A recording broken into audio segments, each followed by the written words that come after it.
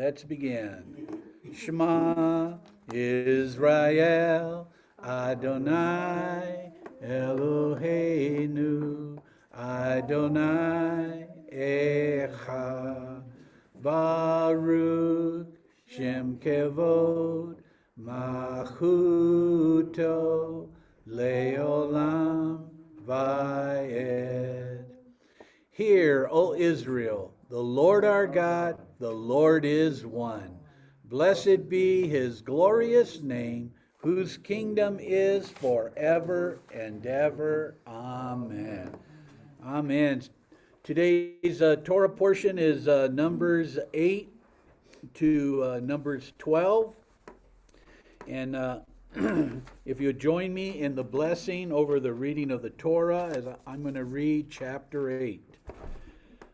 Baruch atah Adonai Eloheinu melech haolam asher bakar banu mikol ha'amin v'natan lanu et torato. Baruch atah Adonai noten haTorah. Amen. Blessed are you, O Lord our God, King of the universe, who chose us from all the peoples and gave to us his Torah. Blessed are you, O Lord, the giver of the Torah. Amen. Amen. Let me see. I've got one person wanting to get in. Okay. I'm going to read chapter 8 from the book of Numbers, from Bamidbar. Then the Lord spoke to Moses, saying, Speak to Aaron and say to him, When you mount the lamps, the 7 lamps will give light in front of the lampstand. Aaron therefore did so. He mounted its lamps at the front of the lampstand, just as the Lord had commanded Moses.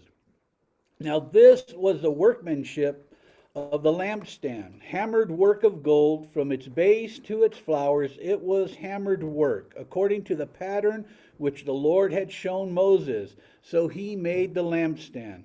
Again the Lord spoke to Moses, saying, Take the Levites from among the sons of Israel and cleanse them. Thus you shall do to them for their cleansing. Sprinkle purified water on them, and let them use a razor over their whole body and wash their clothes, that they will be clean. Then let them take a bull with his grain offering, fine flour mixed with oil, and a second bull you shall take for a sin offering, so that you shall present the Levites before the tent of meeting. You shall also assemble the whole congregation of the sons of Israel, and present the Levites before the Lord. And the sons of Israel shall lay their hands on the Levites. Aaron then shall present the Levites before the Lord as a wave offering from the sons of Israel, that they may qualify to perform the service of the Lord. Now the Levites shall lay their hands on the heads of the bulls, then offer the one for a sin offering and the other for a burnt offering to the Lord, to make atonement for the Levites. You shall have the Levites stand before Aaron, before his sons, so as to present them as a wave offering to the Lord. Thus you shall separate the Levites from among the sons of Israel, and the Levites shall be mine. Then after the Levites may go in to serve the tent of meeting, but you shall cleanse them and present them as a wave offering.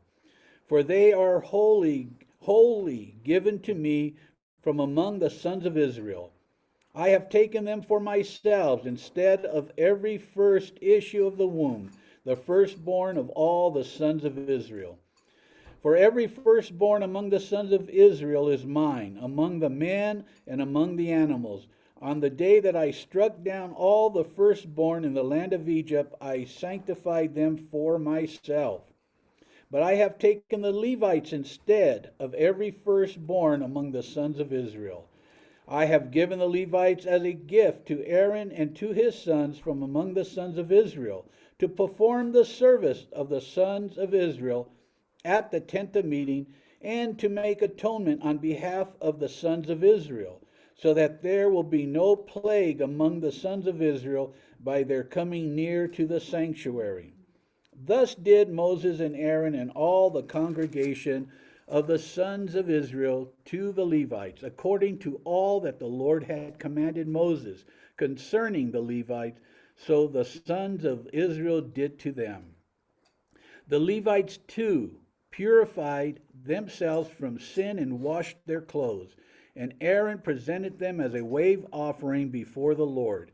Aaron also made atonement for them to cleanse them. Then after the Levites went in to perform their service at the tent of meeting before Aaron and before the sons, just as the Lord had commanded Moses concerning the Levites, so they did to them. Now the Lord spoke to Moses, saying, this is what applies to the Levites. From 25 years old and upward, they shall enter to perform service in the work of the tent of meeting. But at the age of 50 years, they shall retire from service, the work, and not work any more. They may, however, assist their brothers in the tent of meeting to keep an obligation, but they themselves shall do no work. Thus you shall deal with the Levites concerning the obligations. I should have retired 20 years ago. I know that. And now the blessing after the reading from the Torah. Baruch atah Adonai Eloheinu melech haolam asher natan lanu Torah emet v'chayei olam nata botekenu Baruch atah Adonai noten ha-Torah. Amen. Blessed are you, O Lord our God, King of the universe, who gave us the Torah of truth and planted everlasting life within us. Blessed are you, O Lord, the giver of the Torah. Amen. Amen. Amen. So now we can all sit down and get settled in.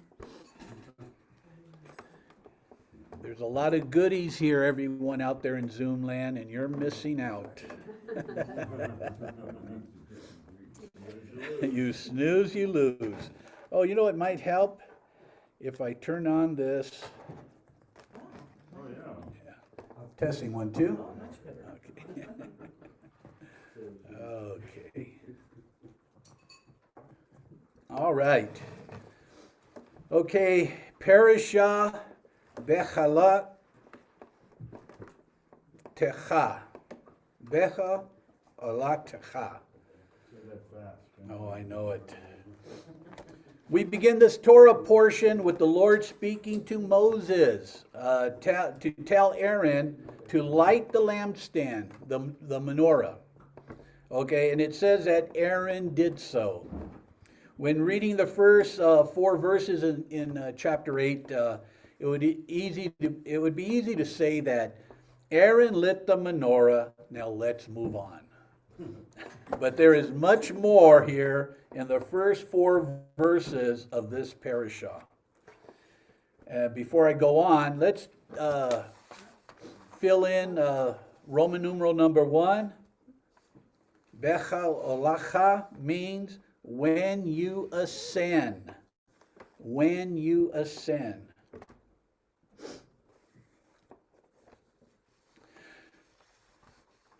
This parashah, the word means Beha'alotcha means when you ascend, is the second verse in this Torah portion. It's in the second verse. When you mount the lamps, or it could also mean when you ascend the lamps. The priests were required to clean and set up the lamps every day. You know that this was a requirement for them to do every day. And it was a perpetual requirement, so, you know, it would go on forever. Supposed to. In the previous Torah portion, Naso, all 12 tribes, one day at a time. If you remember that, every tribe came on their specific day, and they all gave the same offering. But all the tribes brought their offering to the altar. The altar was anointed, and Aaron and the tribe of Levi were not part of this dedication. Did you notice that? They were not part of this dedication. Ephraim was part of it, the tribe of Ephraim, but the tribe of Levi did not bring a offering. The Midrash says that Aaron so desired to also bring an offering, but was excluded from this. Each offering from the tribes, it was approved by God. So you can see why the Levites, which are represented by Aaron, how they wanted to participate. If you brought something before the Lord and the Lord gave approval of it, and you saw others doing this, it's like, is it my turn? Is it my turn? I want to bring something. Well, that's how it says the tribe, the Humash and the Midrash expound on it more, and they say that it was their desire to bring an offering before the Lord for the dedication of the altar. The Humash tells us that God had a much greater service for Aaron, and that was the daily lighting of the menorah. Rambam says this service is even greater than the Yom Kippur service. On Yom Kippur, he goes into the Holy of Holies. He's the only one. But yet Rambam says that lighting the menorah was a much greater mitzvot, that it meant much more.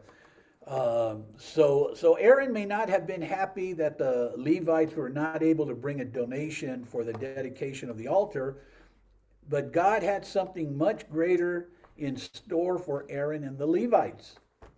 Rashi says that Aaron fulfilled the command in lighting the menorah just as God instructed. Sometimes, when you read it, it says, and Aaron did so.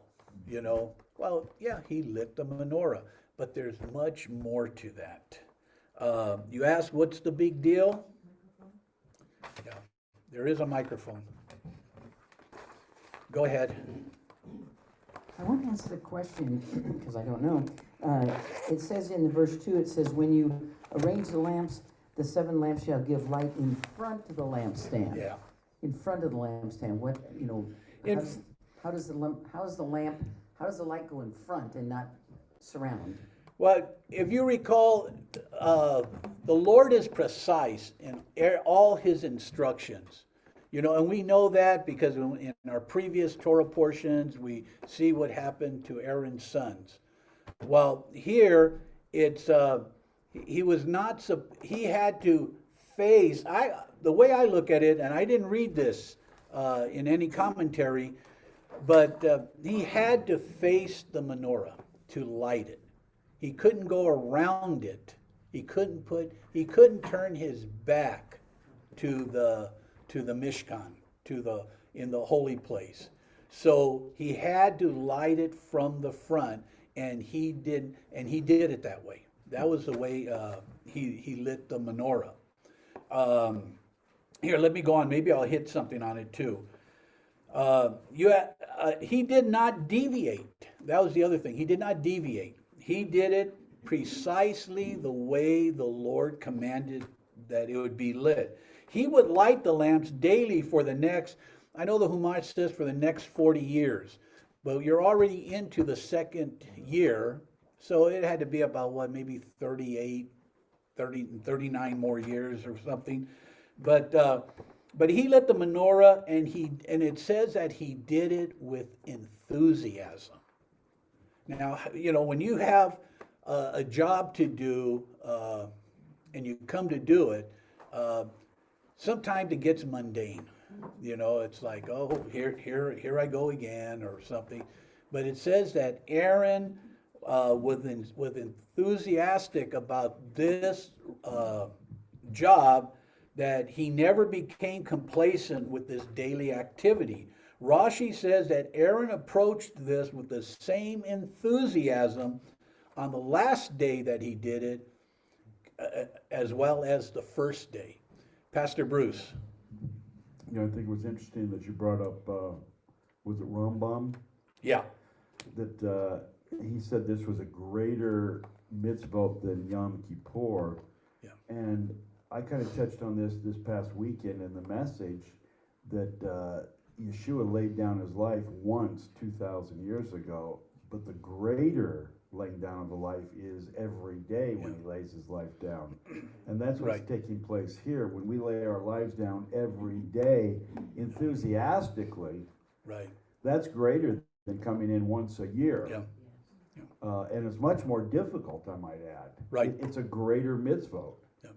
You know, and I look at it too as the same as the mitzvot is just like Yeshua.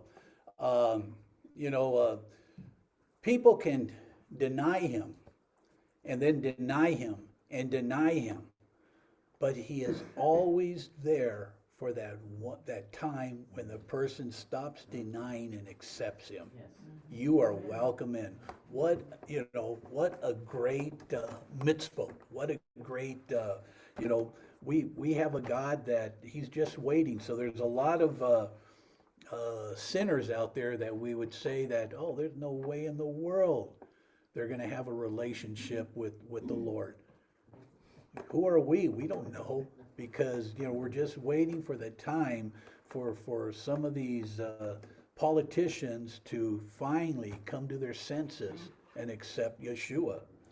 The Midrash goes on to say that this mitzvah of lighting menorah will go on forever. The Humash says that Aaron's contribution would be eternal. Okay, and what is this reckoned to? To Hanukkah. It's when we light the Hanukkah candles. When the Syrian Greek armies were defeated, again, the tribes brought gifts to the altar. And the descendants of Aaron, the Hasmoneans, once more lit the menorah.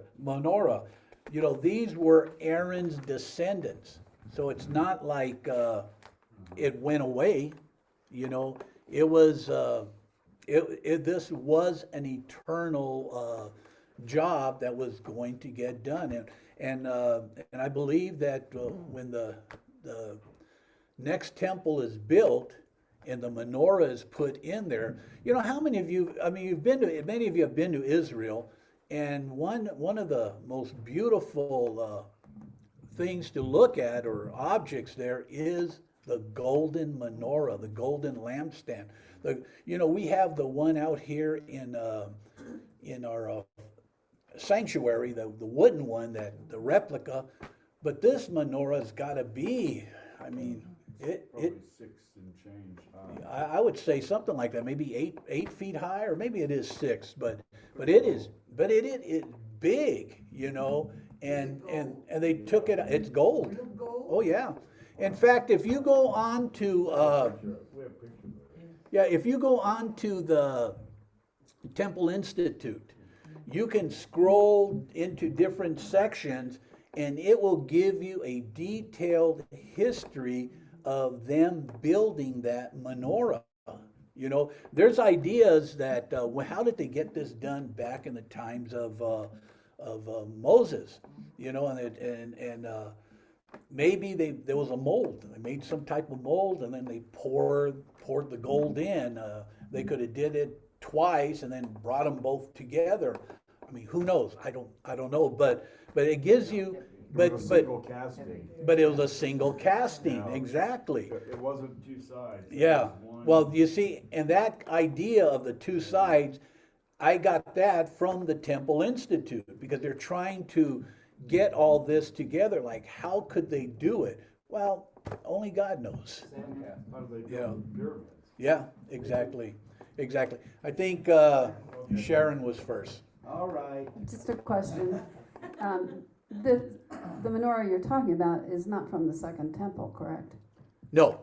So you're right. Okay. No, So no. they did this more recently? They did it probably in the last, I'm going to say the last 30 some years. I didn't get the date Probably. when they 30, 40. We went the first time in 95, and the menorah was completed. Yeah. So are they continuing to light it every day? No, it's not even lit. Okay. Yeah. The Temple Institute is building all the instruments and utensils for the temple, Right. for the new temple, whenever it's built. And what they say, Sharon, is they already have the breastplate and the stones it's already ready to be used when the next temple Red is. heifer is, Red heifer. And you know what? Like I said, if you want to jot it down, jot down Temple Institute. Yeah. You can go there and you can also read about the red heifer, and you can read about the menorah, and it gives you detailed information on when they started building it. And it had to be back in the 50s at least, I would say, because all the pictures they show, it's like if they were back in the 50s, you know, when they got started. Israel's 48, 48, so. yeah. So I would imagine maybe sometime 10 years later, then maybe somebody said, hey, you know, we better start getting everything together.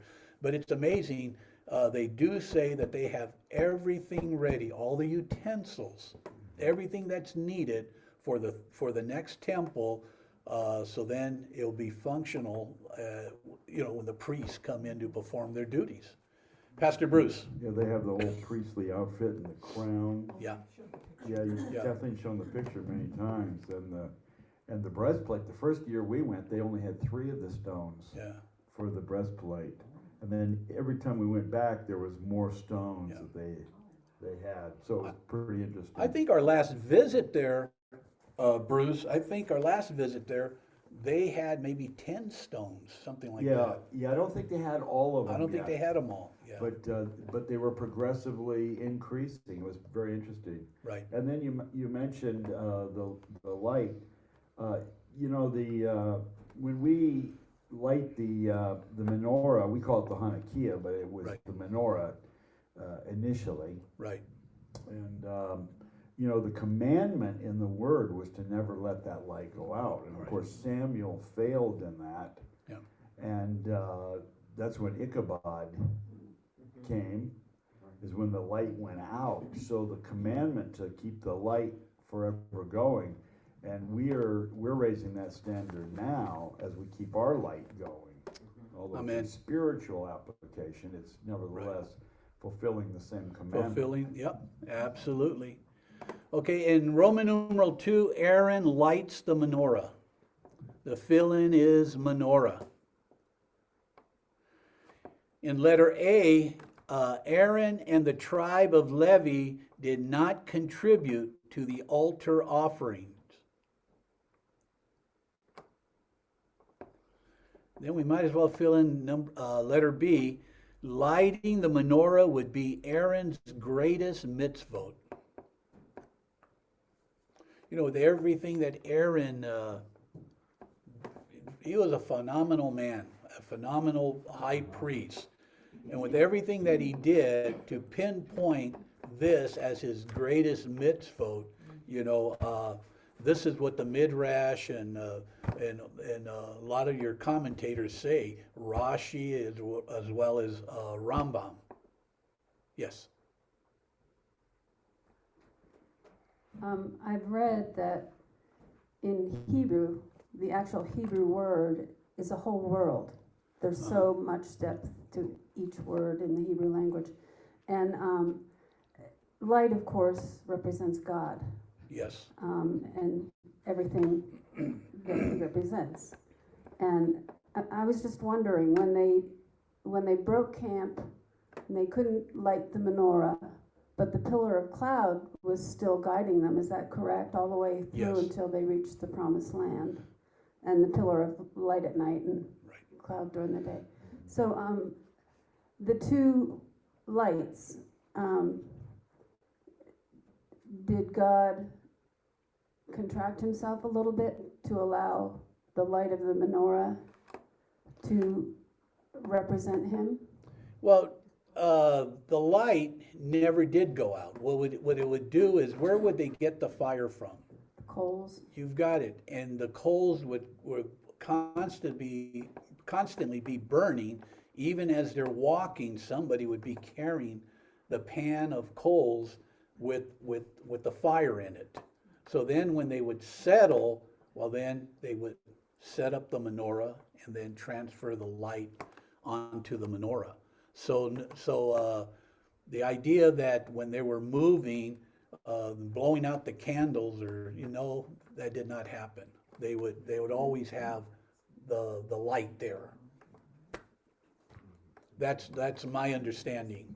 Just one more comment. Just I've been delving into light Uh-huh. and what it represents, and asking God that I would be a conduit of that light, not Amen. anything in me, but I would be a conduit of that light and everything it represents. His wisdom, His grace, His compassion, all of it. And it's just, God's been showing me a lot of things because I'm asking that He would fill me to the point just under that I would be consumed. Mhm. You know, Yeah. yeah, Yeah. yeah. Yeah. But He's been showing me so much. You know, and I know what you're saying because my prayer has always been that, Lord, take me as close as I can be. You know, I'm not asking to move Aaron or Moses out of the way and I get to jump on his lap. I just want to get as close as he allows me to be. And if it's on the inner court, praise God. The outer court, praise God. Wherever I know that he says that, you know, his remnant they're going to stay in, they'll be within the walls of Jerusalem. But then there's going to be others that once evening comes, they're going to have to leave. You know, I desire to be as close as I can. And it's just like your prayer for the light. I think that's a prayer that all of us should, you know, Lord, make us a light. And aren't we? I mean, I don't know who it was that we were prophesied over Shiloh that we would be a beacon on this mountain. Several times. You know, so yeah, exactly. Go ahead, Frank. Are you referring to that place in the inner court and in the outer court? Is that on earth or is that in heaven? That's on the temple. That is on earth. On earth. They had it in the first temple, and in the second temple, and they will have it again when the next temple is built. No temple in heaven. Yeah, yeah. The temple comes right down to earth. Yeah. So of the 613 mitzvot in the Torah, one of the 613 mitzvot in the Torah is to obey the Sanhedrin. That is one of their mitzvot, that you obey the Sanhedrin. The Sanhedrin are the 70. It's the rulers who come up with all the rulings, and the central rabbinic court that operated with Moses. It operated from as early as the 5th century CE, and using this authority, the rabbis added, I don't know if you knew that, there's 613, but the rabbis added 7 more mitzvot to the 613, so making a total of 620. One of the 7 that was added was the mitzvot to light the Hanukkah, the Hanukkah menorah. That is one of the 7 that was added.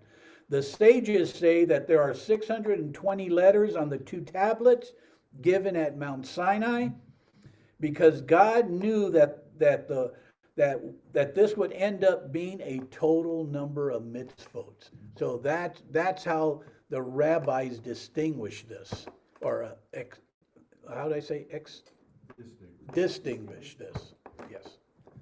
Isn't there also, I know it says it at the end of Revelation, but within Torah that we're not to add or subtract Right. from His Word. But these are his the laws, and the way they determine this is that one of the mitzvot is whatever the Sanhedrin says you are to do. But can they add to the Word of God? I don't know if they're adding to the Word of God. I think they're more of expounding on what it means. Oh, They codify. Codify just means to code it, to put it in order. So Yeah, it's just like the Ten Commandments. There's 3 different ways to count the Ten Commandments. And they're all accurate. It's just how you divide the verses up. So you're not changing anything, you're interpreting differently. Does that make sense? Now, I was going to ask the same question because I thought, well, the Hanukkah, we're not commanded to light that. Even the Hasmoneans weren't commanded to light it. It was on their heart to do it. So I'm just wondering if they added that, if that was an actually added content. Yeah, and this comes out of the Midrash. The Midrash states that 7 more were added by the Sanhedrin, and that was one of the 7, a commandment to light the Hanukkah menorah. So, Do you know what the other ones were? you know, I didn't look in to see what the other, going with this Torah portion, I thought, well, that was enough, I'll just stay there and, you know. But what was Aaron's approach to lighting the menorah every day? It says every day it brought a new freshness to Aaron, and that, you know, no 2 days were alike.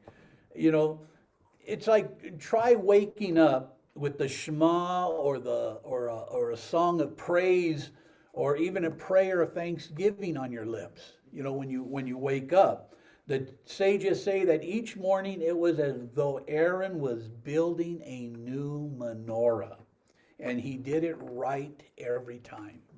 So when it says that, you know, and he did it, there's more to it than he just got up to light the menorah. Verse 3 says, Aaron did so towards the face of the menorah. It is said that the 3 candles on the left and the 3 candles on the right were all tilted. They were all facing the center lamp. Okay. So they were all leaning towards the middle lamp. The Humash says that just as both sides pointed towards the center, Torah teaches us that all of man's activity should be pointed towards God. So all of our, everything that we know or are taught or learn, it should all be pointed towards God. The Midrash says that the lighting of the menorah was dear to God's eyes. Okay, it is mentioned. You know, that's one thing about the menorah. We see it being mentioned several times in the Torah at different places. But it says one thing about the menorah. Every time it's mentioned in Torah at different places, there's always a new detail given about it. You know, so there's always something that, oh, I didn't know that, and then it's added. So that's, I think that's what's wonderful. You know, when we read Torah, we'll read it from a different, it's just like what we're reading today. We read this in what? Leviticus. You know, we read some of it in Exodus. And here we are now in the book of Numbers, and here we are covering some of these subjects or some of these portions or again. Okay, the rest of chapter 8 pertains to the purification rituals of the Levites to prepare them for service in the tabernacle. Numbers chapter 8 describes this ceremony of the Levites. In fact, turn in Numbers 8:14 or follow along. We read, it says, "So you shall single out the Levites from among the sons of Israel, and the Levites shall be mine." So if we recall, the firstborn of every woman was assigned for service to God. And that's the way it's been. It's always the firstborn. We have a ceremony here that we do when people ask, and it's the redemption of the firstborn. Well, right here, the God is now substituting the firstborn with the tribe of Levi. Okay, it would be the Levites who will serve in the tabernacle. the Levites would all go through a 7-day purification. You know, when I read like this, sometimes it's like you could have joy or you could be sad, you know. If you were from the tribe Zebulun or like that, and you were a firstborn, maybe you desired to serve at the temple, you know, and you would be sad that, you know, now the Levites were taken and you're not going to have that opportunity. Or, you know, the parents may be joyful because they're going to have their child with them, the firstborn, and, you know, there's maybe work on the farm and, you know, things that needed to get done. And you're going to have an extra person there to help take care of all the chores, you know. So there's ways of looking at it, but, you know, but right here, the Lord has now selected the tribe, the Levite tribe, to do the service in the tabernacle. Okay. And they would have to go through a 7-day purification. Does that sound a little like we've been there before? Yeah. You know, Aaron and his sons, they went through a 7-day purification. So go ahead, Maria. How did this work out since there were 22,000 Levites? Where did they all go? Exactly. I read that too. Now, one thing, and I'm going to get there. I've got it written down somewhere. In fact, I'm real close to it. But in fact, let me go there now. Okay, we read in Numbers chapter 3. If you go back to chapter 3, it says, all the numbered men of the Levites whom Moses and Aaron counted at the command of the Lord by their families, every male from a month old and upward, were 22,000. So there were 22,000 Levites. But what we read there is it says from a month old upwards. So you know that if you are a newborn child or 5 years old, 6 years old, whatever, if you were under a certain age, you could not serve in the temple yet. You hadn't become of age. So it does refer to, in the Humash, you will read there that it says 22,000, you know. But right here, it couldn't possibly be 22,000. Okay. So, you know, there were some that were excluded. But let me go back then. It says on the 3rd and 7th day, they were cleansed with water that contained the ashes of the red heifer. So it doesn't say that in the Bible, but it says that the purifying water, while that was the water that was that had the ashes of the red heifer in it. Okay. It also says that all hair is removed from their body. And it says every Levite who was of the age of service brought the required sacrifices. Well, it says, you know, let's go back to every hair was removed. You know, the previous chapter, we're talking about the Nazarite vow, where you couldn't put a razor, you know, and they were dedicated to the Lord. Well, right here, in order to be cleansed, they had to remove every hair from their body. Go ahead, Sharon. Well, I did have. Oh, Frank, I'm sorry. Go ahead, Frank. Bill was blocking Yeah, me. yeah. I didn't see you back there, Frank. You know how Bill is. It's that extra donut that he's eating.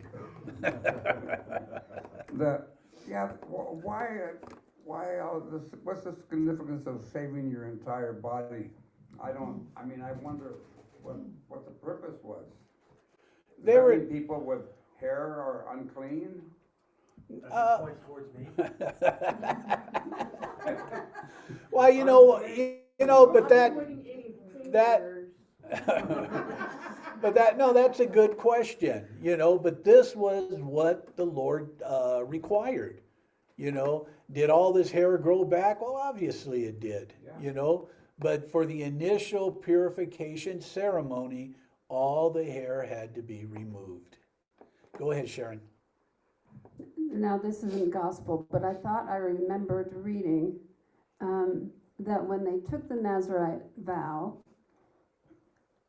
they did shave the hair off the head, and then when the vow was fulfilled, they couldn't shave anything during the vow. Right. They had to leave it because it was considered holy. And then at the end of the Nazarite vow, then they would shave the head again. Yeah. So I don't know if that's... Well, and I think of Samson. Samson's mother was told even before he was born that you do not put a razor to him. I mean, so if he was born and he already had the hair, well, it wasn't cut from birth. He grew up like that until he was manipulated by a woman.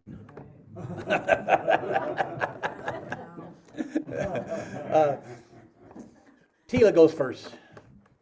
I wanted to ask on verse 10. It says, Uh-huh. So you shall bring the Levites before the Lord, and the children of Israel shall lay their hands on the Levites. Yes. Okay, aren't their hands dirty? I mean, what? I mean, I don't quite understand here that they're all purification. Now all of a sudden, everybody's laying hands. Or is that what it means? I don't know. Well, laying your hands on, they're being, in a sense, the Levites are being sacrificed. They are being sacrificed for service, So the Israel is to lay their hands on them, just as, and now the Levites in turn, they will bring an actual sacrifice up, and they lay their hands on the bull. So it's just, to satisfy that they're sacrificing their lives for the service of the Lord. It's probably like we stretch our hands out for Yeah. the children. Yeah, exactly. And we do that when we raise somebody up in our congregation as a deacon, elder. We come and we lay hands on him or her, So, okay, go ahead, Janie. I was reading a story, a children's story, about what Hannah did whenever she was making a covenant, I guess it was, with God for her to have a child. Right. And one of the requirements in this story that I was reading was that his head would never be shaved, that Samuel's head would never be shaved. And I had never heard that before. In fact, I didn't believe it. I thought, oh, this is someone that just made up this story to go into this storybook. Right. But when I looked it up in the scriptures, that was true also. I had heard about Samson, but never anyone else. And so I'm wondering if when God sets apart someone for a service of any kind, that there is a special anointing, and that the manifestation of that anointing sometimes seems silly in our finite minds, or unreasonable, at least not provable in any factual kind of way. But when the Lord does something, it is for a very specific reason. You're absolutely right, Janie. And, it could be something that we don't understand, but still, if God says it, then we do it, and you're right. There's a couple instances there where people are told, not to put a razor to their body, and even before the child is born. Pastor Bruce? The Samuel is considered by most rabbis to be the greatest of all the prophets. Right.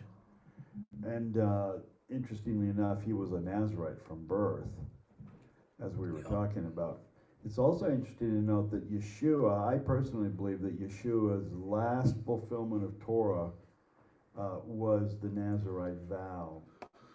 And he took the vow right Because remember, there was two requirements for taking the Nazarite vow. One was that you were going to abstain from the grape products. Right. And the second was you were going to name a period of time. And that's all that was needed to constitute a Nazarite vow. And so Yeshua, at the Last Supper, rather than drinking the fourth cup with the disciples, he drank 1, 2, and 3, but not the fourth cup. And he said, I will not partake of this cup until I'm with you in my Father's kingdom. Yeah. And then interestingly enough, every time now we read about Yeshua in heaven, because he hasn't drank the cup yet, his hair is always mentioned. Mm. So, and I forget the wording on it right now, but the Ancient of Days is described as having this white hair. And I think that is a reference back to this idea that Yeshua probably hasn't cut his hair since he was crucified. Now, how fast does your hair grow in heaven? I don't have a clue, but he, in my understanding, is this was because he had to fulfill all of Torah, and Yeah. he never took a Nazarite vow in his life that we're told of until the Last Supper. That is interesting. Yeah, Don't you're they have apt. to be shaved? Good question. You have to be shaved. It does mention that before the crucifixion, they plucked out his Plucked out. hair, Yeah, and that could constitute that requirement. right. His Yeah. beard. Now, whether that constitutes it or not, I'm not sure, and Right. that's something that I've asked myself. But did the Nazarite have to shave his whole body or just his head? His whole body? And then when he broke it, it was just his head, right? Yeah, I think, yeah. because when Yeah. I was studying the temple, when you take a Nazarite vow, you even have to shave your eyebrows Right. and even your eyelashes. Yeah. Mhm. Yeah, so Yeah. that's one of the concerns with my thesis, obviously. And I have the same concern. But we also have the other dilemma about him taking the Nazarite vow.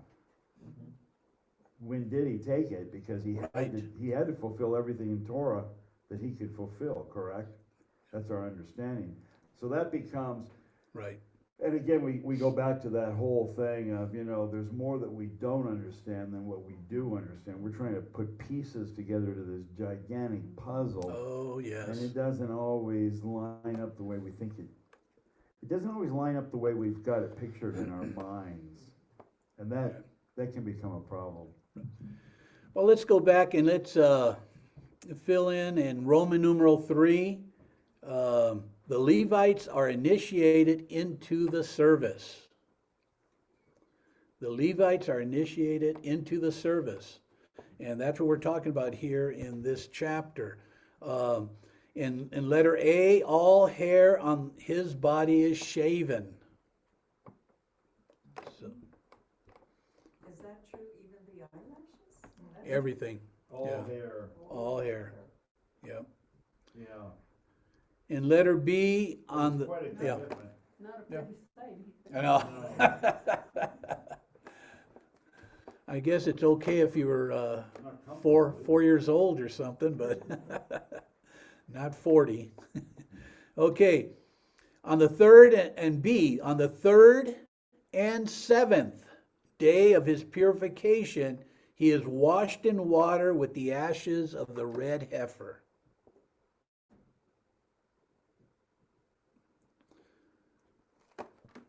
Okay, so even if we assume, because we're talking about the 22,000 as Maria brought out, and it does say that in the word, that there were 22,000 Levites. But it says from the age of 1 month upward.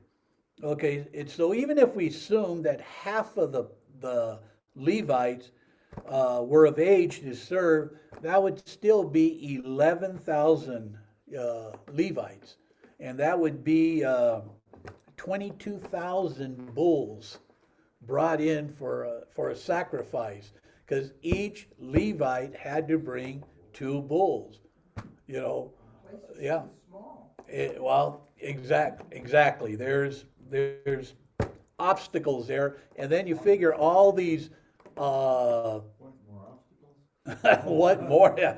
And then all this was done in one day, you know. So we read that the Israelites laid hands on all the Levites, and this made, like I said, this made the Levites a type of sacrifice. They weren't sacrificed. I'm not saying that, but it was like a type of it. The Levites in turn would lay their hands on the head of the bull, which was the actual sacrifice. Let me finish this. Aaron presented the Levites before the Lord as a wave offering. Now there's a question here, because that was your question. Because you're going to find different commentators out there, or there's some a different understandings. Some say, did Aaron actually lift every Levite and wave them before the Lord? Or did he symbolically wave his hands over them? You know, you may be surprised to know that most of the commentaries you read on this say that he lifted every single Levite and waved them to the Lord. And one commentary says this just shows you how much strength Aaron and Moses had. So I think they only did the firstborn that they lifted. the firstborn of the Levites. The Levites. Okay, well, even that, Still, even if that was a couple thousand, you're right. You know, so that would have meant that Aaron lifted up either the 11,000 or the 22,000 or the 2,000 if they were only the firstborn. You know, but then after this, they were ready for service. Well, I don't know if Moses and Aaron were, because I don't know if they had Ben Gay back then, but they would have needed plenty of it. Go ahead, I'm Bill. Go ahead, Mr. Bill. Nice to meet you, Bill. I think this is another problem possibly with language. Yeah, So I've used the Yeah. example before. When we first went to North Carolina, we were looking at schools for the girls. And the principal offered to carry me over to the other building. Yeah. Okay. Yeah. And, you know, of course, wise guy that I am. Wise guy that I am, I said, well, that's okay, I can walk. But I Yeah. didn't say that. But I knew what she meant. And Yeah. that's one of their, in the South, that's one of their common lingo. Let me Yeah. carry you over to the building. Well, we'd be reading it 2,000 years later and say, wow, she carried that, I'm not a big guy, she carried that guy all the way over to that building? Yeah. You know, and how did he do that? You know? Yeah. So But- possibly a language And issue. I would say you're right.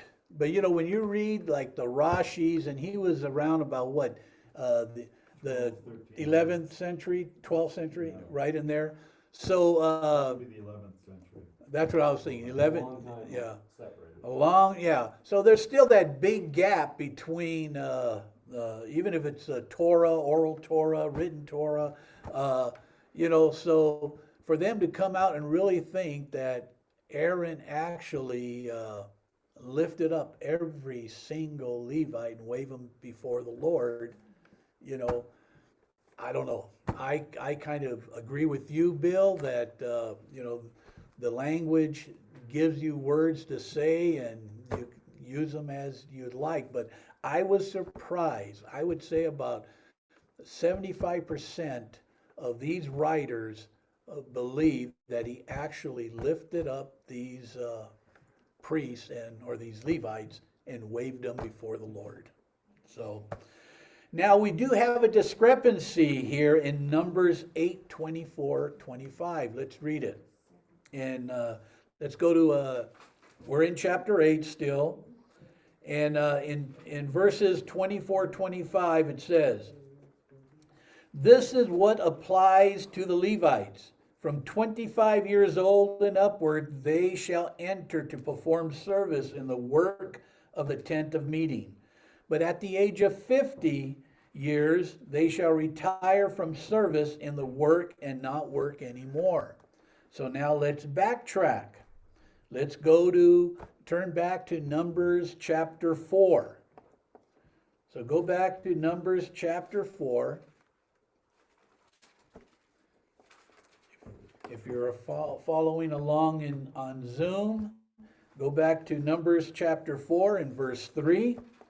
And it says, from 30 years old and upward, even to 50 years old, everyone who can enter the service of ministry to do work in the tent of meeting.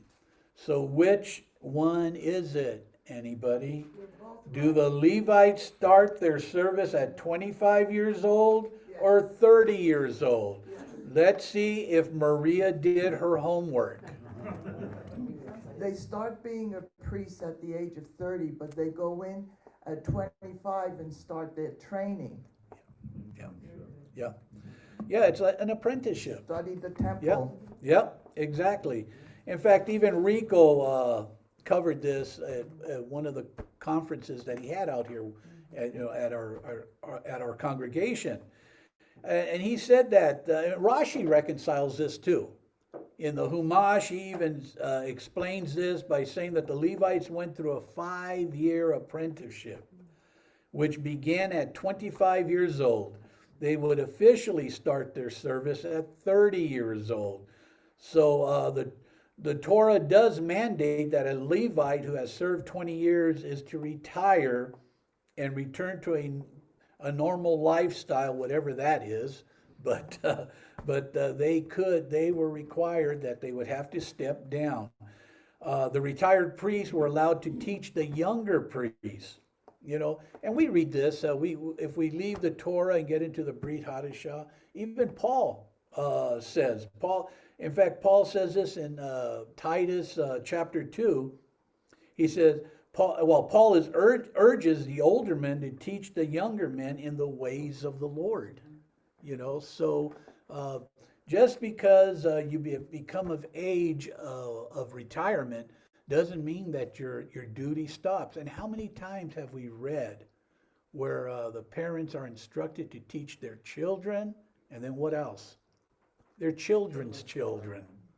So just because you've got gray hair, or you're kind of like me with no hair, you're still required to teach your children and the children's children. There's a couple of us in here that we take that literally. We are still teaching the children. Right, Janie? Yeah. And it's, something that there's a lot of people that they still do. Go ahead, Pastor Bruce. Interestingly enough, I just did the math. Kathleen and I were 25 years old.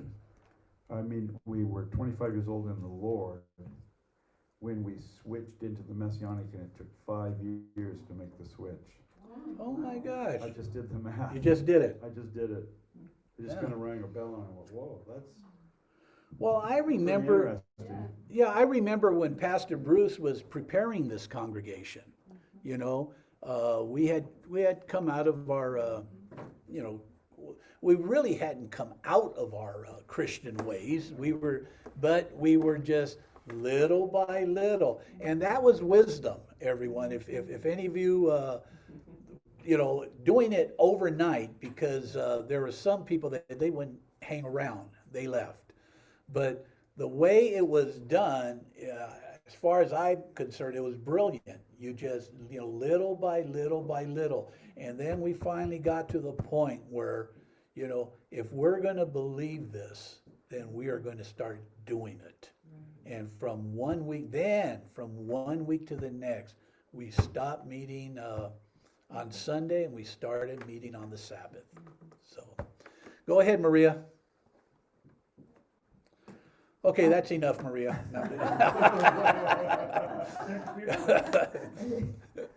I had a lot of problems with this age thing because when you read this, they live to be 100, 110, 125. So being a priest and retiring at 50 was okay.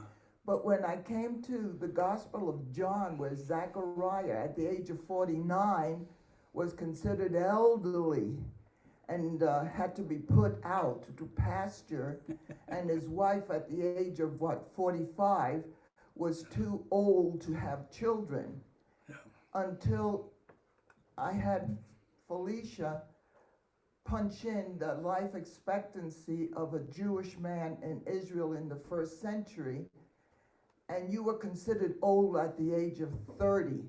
Yeah. So when Christ went to the cross, he was an old man. Right. Yeah. Yeah. No, things have changed over centuries and centuries. You know what? And you're right. Centuries ago, old age was, you know, in your 40s. Yeah. You know, today, you know, I mean, my dad is still alive, and he's got to be about what 80. If I'm 67, he's Probably at least 87. no, it would 80. No, yeah, he's got to be pushing 90. My gosh, yeah, he's gonna be this November. I think he's gonna be 90. So, you know, and he's, you know, so, you know, that never. Look what happened. Do you remember when when Jacob went down into Egypt? They were amazed because they had never seen a person that old. You know, so you know, it's I guess it's different perspective. To me, I remember middle age used to be, you know, I would think middle age would be like about 50 years old, you know, but, you know, It's young. yeah, now it's young. Somebody dies at 50, it's, boy, they died young, you know. Go ahead, Sharon. I think it was probably worldwide, because I grew up in a small town on the East Coast, and there was a really old graveyard that the community would go and clean up and, you know, that kind of thing. And most of the people, it was amazing, they died in their 30s. Yeah. And of course, a lot of babies died as well, but I think that was natural for that time, and I'm not sure why, whether it was illness or, you know, just poor, you know, not enough to eat, whatever it is. The medicines now, you know, yeah, that had a lot to do with it. Yeah, yeah, yeah. Okay, let's fill in C in Roman numeral 3, and that he offers his inauguration sacrifice. We're still talking about the Levites when they were being initiated into the service. And in letter D, he is waived. And like I said, He is what? he is waived, carried. All 22,000 of them at one time.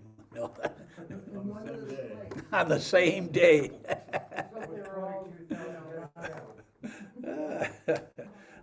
You know, and it's amazing, like I said, you know, when you read these and it's like, oh my gosh, you know, but I think we, you know, with our understanding today, that's one thing great about it. We've got such insight, we can, you know, we can look back, you know, where they're already gone, they can't look forward, you know, well, if they're with the Lord, but it's just amazing how when you read this stuff and some of the things they put in there that you're wondering, boy, where'd they get this? You know, go ahead, Frank. It just doesn't seem humanly possible to accomplish that feat. Oh, it doesn't. You're right. You're absolutely right. It doesn't. You know I couldn't do it. You know, maybe I can lift one. Yeah, and after that, one little one. whew, you know. So you're right. It doesn't seem like it's possible. Okay, now we're going to go to chapter 9. Okay, we spent a little over an hour in chapter 8. We're going to move right along. Okay, we now get to chapter 9, and right away we read about, what do we read about? We read about in Roman numeral 4, you missed Passover, you have a second chance. Okay? So that's your fill-in, Passover and second. Okay, you know, when it came time to celebrate the first anniversary of the Passover, okay, go ahead, Bruce, and then I'll go on. That's very interesting in light of what we were talking about earlier, how, you know, the Lord meets people for salvation. Yeah. I suspect He Yep. probably meets almost everyone just before their death. I agree. And that becomes this second chance Passover, because Passover is all about salvation. Amen. Amen. So, and He gives them a second chance, and that second chance in the Word is almost as big an issue as the first one. In Amen. fact, it's so big that oftentimes we will do a second Passover for those that missed it. Yeah. Yeah, Pastor Paul has often had, you know, the second Passover for people who have missed it. You know, so, you know, it's not uncommon. It does happen all the time, no, but it has happened. Go ahead, Maria. But there's a hook to that. It says that if you missed it because you unintentionally, Right. you could have a second. Right. But if you did it on purpose, Yeah, you're out. you're absolutely right. Yeah, It also says if you're out of the country or out. Yeah. yeah, that yep. is- But if you know that Passover was coming, Yeah, and you said, well, I'm just too tired, I'm just gonna stay Yeah. home and sleep, yeah. Yeah. you can't do it. You know, and when we read in the Beha'alotcha where Paul was trying to get back as quick as possible because of the festival. I believe the festival was Shavuot. But, you know, would he have been that, trying to hurry that quickly if it had been the Feast of Unleavened Bread? You know, he may have known that, well, you know what, unintentionally I'm going to miss it, so I can celebrate it, you know, on the 14th of the second month, you know. But, yes. Yeah, to Maria's point, if this did apply to the Lord giving non-believers a second chance, they would have missed Passover their entire life in ignorance, Yeah. which is an interesting thought. You know, we always say second chance, but aren't we glad we get third chance, fourth chance? Oh my gosh, you know. But when it came to celebrate the first anniversary of the Passover after leaving Egypt, because you understand we're just a year later, a year out, all the Israelites prepared for the Passover, okay, bringing their sacrifices to the altar, preparing their meals. But some became ritually unclean because of being in contact of a dead person or even a dead animal. The person would then be unclean for 7 days. So if this happened, you know, right before Passover, well, now he's unclean, and thus missing the Passover. So this complaint was given to Moses, okay? And so Moses went before the Lord. He went before God, and the Lord answered him. He answered Moses and said that on the second month, on the 14th day, there would be a second Passover. You know, so this way all the Israelites would be able to participate. Now, one thing, the second Passover is the only instance in which God gave his people a second chance if they missed the appointed time. And going back to what Pastor Bruce was saying, I think it's because of salvation, you know, and salvation is a free gift for all of us. There is no second chance for Shavuot, Sukkot, Yom Kippur, you know, and then why only Passover? And I think we've covered it. Okay, go ahead, Karen. Okay, Sharon. Yeah, that's all right. It's my understanding that these were rulings for when they entered the land. They did not celebrate The the feast Passover. until they entered the land. Well, it's interesting that you say that because when you read about circumcision, you know, what was one of the first things they did when they entered the land? They had to circumcise everyone. So if that's the understanding, maybe that's exactly it, because there's other things. But you know what I found out, what I was reading about circumcision, they also say that the Levites did, that they circumcised their children in the wilderness, but yet the rest of the people did not. Go ahead, Bruce. Yeah, the other issue with that would be that, oh gee, what was I gonna say now? Second chance. Oh,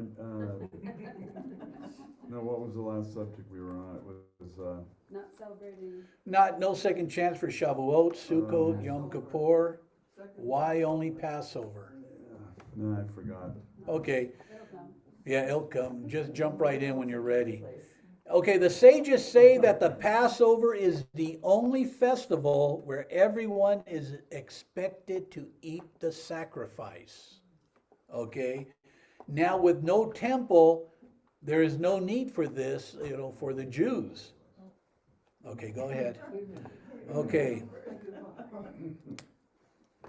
Yeah, to Sharon's point on, it was land specific. The problem is when they were giving I understand what you're saying, but I know that when the commandment was given, they were to celebrate Passover throughout all their generations, no matter where you live. Mm-hmm. Remember that? Yes. So they either were disobedient in not celebrating in the wilderness, or it just isn't recorded, because they didn't need to record all 40 Passovers. Right. There's a lot of variations why that could be, but they were commanded, because if it's land specific, then we have a problem here in America. We shouldn't be celebrating it. Yeah. See, We're rehearsing. we're rehearsing, but they were rehearsing as well. Mm. See, so there's a lot of these back and forth issues that go on Well, I with think that. the only thing that's land specific would be the sacrifice. It has to be at the temple, at the place that God chooses. So the Passover, I could see us observing it, and that, but when we read about somebody sacrificing a lamb, here in the U.S., no, that's wrong. Yes, Maria. The second Passover was given because the men who were carrying Joseph's body couldn't participate, and that's why God gave the permission for the second. Right. And the second Passover that they celebrated, I think I read somewhere, God didn't intend them to celebrate the second Passover in the wilderness. He expected them to already be in the promised land, but because of their sins, Right. they were kept back, and that's why they celebrated the second Passover in the wilderness. But remember, at this time in this parashah, we are at the second Passover, and they were getting ready to enter in. They're still 2-3 days out. Well, come on, they don't mess up in the wilderness. Go ahead, Tila. Well, isn't it beautiful, because Yeshua says, if you love me, you'll keep my commandments. And in the Christian church, the minute you mention you're going to do it, they say, oh no, that was just for that, and that wasn't this time. And you take them to it, and you say, no, this is for all generations. This is to continue on. And I think that's it's too bad they miss out. They miss out on such a beautiful commandment. Yeah, the law has been done away with, so. The handwritten one. Now with, like I said, with no temple, there is no need for this for the Jews when we're talking about the sacrifices. But as a believer in Yeshua, Passover represents the death and resurrection. We are given a second chance and even more chances. If we don't open the door to Yeshua the first time, finally, when we come to our senses, by the grace of God, He doesn't kick us to the curb. Yeshua still is right there ready to accept us in, and that's why earlier I said, not only thank you, Lord, for a second chance, but thank you for third, fourth, 10th, 20th, because, we pray 1 John 1:9, and we ask the Lord to forgive us, Uh, okay, and that's it, unless we have anything else on chapter 9? Maria? Okay, moving right along. Let me see. Now in chapter 10. In chapter 10, Roman numeral 5, Moses makes 2 silver trumpets. Okay, in chapter 10, Moses is instructed to make 2 silver trumpets. In fact, in Numbers 10, 2, it says, make yourself 2 trumpets of silver.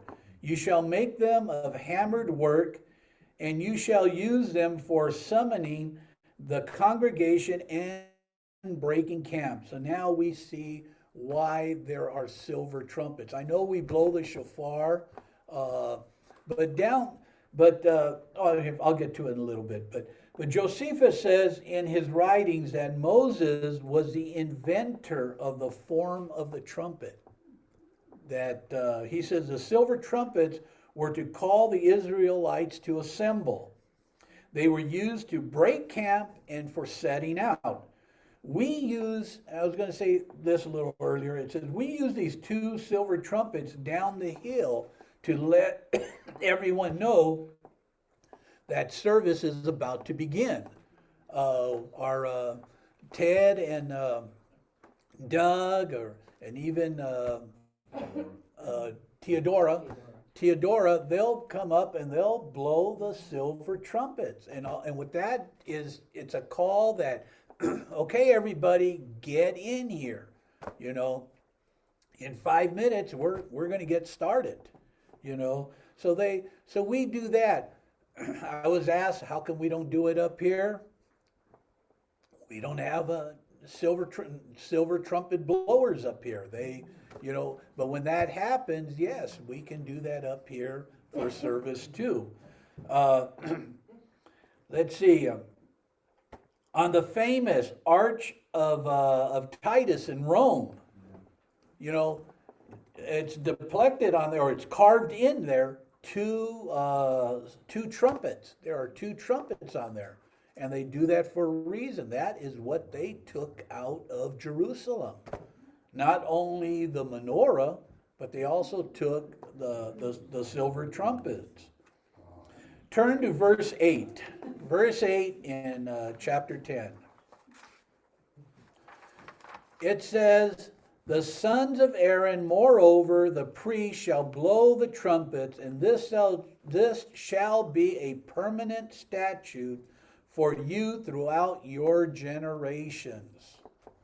So they were commanded to continue to blow the trumpets.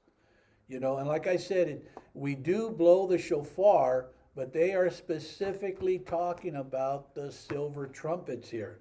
In the book of Revelation, it will be the sound of the trumpets. I used to always think it was going to be the sound of the shofar, the ram's horn. Yeah. Okay, get a Bill, get a microphone there, please. Well, that's it's actually both in Revelation, because when the angel blows the last trump, yes. Well, that we kind of mess up our eschatology and think that that's the 7th trumpet. Yeah. But that's actually referring to the right horn. Oh, okay. Of the ram. So it's like ushering in another section of the end time. Oh. And and like I said, in the book of Revelation, it's the sound of the trumpets, the silver trumpets, no less, that will be blown from heaven, and also the ram's horn. Today, the silver trumpets are not blown in the Jewish synagogues. They do not blow it, because what they do is what we were talking about earlier. They think it's a land-specific obligation, and only in the temple. So they do not blow it in the synagogue. Since there is no temple, there are no silver trumpets. The rabbis believe this instrument is not to be used just anywhere. So Go ahead, Maria.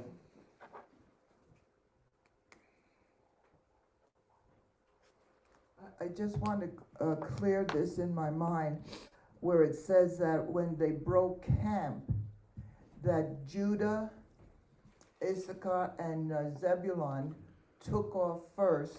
Right. Then they took down the tabernacle, and that was the ark. I always thought the ark went first. I read in one account, I couldn't verify it, that there were two arks. One that a cloud was over, and the other one they made to carry the pieces of the tablets that Moses broke. My understanding is there was only one ark, okay? And the ark would be in the center of the camp. So when they set out, you always had, the protection. And it's not, we always think that when they go out, there's people to the sides, to the front, to the back to protect the ark.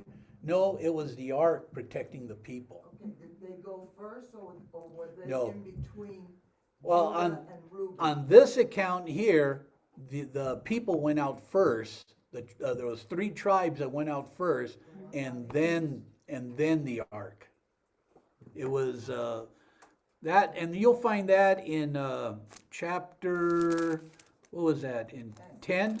In chapter 10, where, like you said, the sons of Israel set out on their journeys. Judah set out first. 14.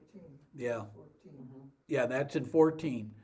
And then, like you said, in 17, then the tabernacle. So, go ahead, Sharon. I'm just going to mention it's when they were in the wilderness and they broke camp. That's the way they broke camp, Right. as it says here. But when they were in a battle, the ark did go first, and You in know a what? lot You're of right. occasions. You're right. So I Yeah. thought that the cloud that was over the ark led the way to where they were going.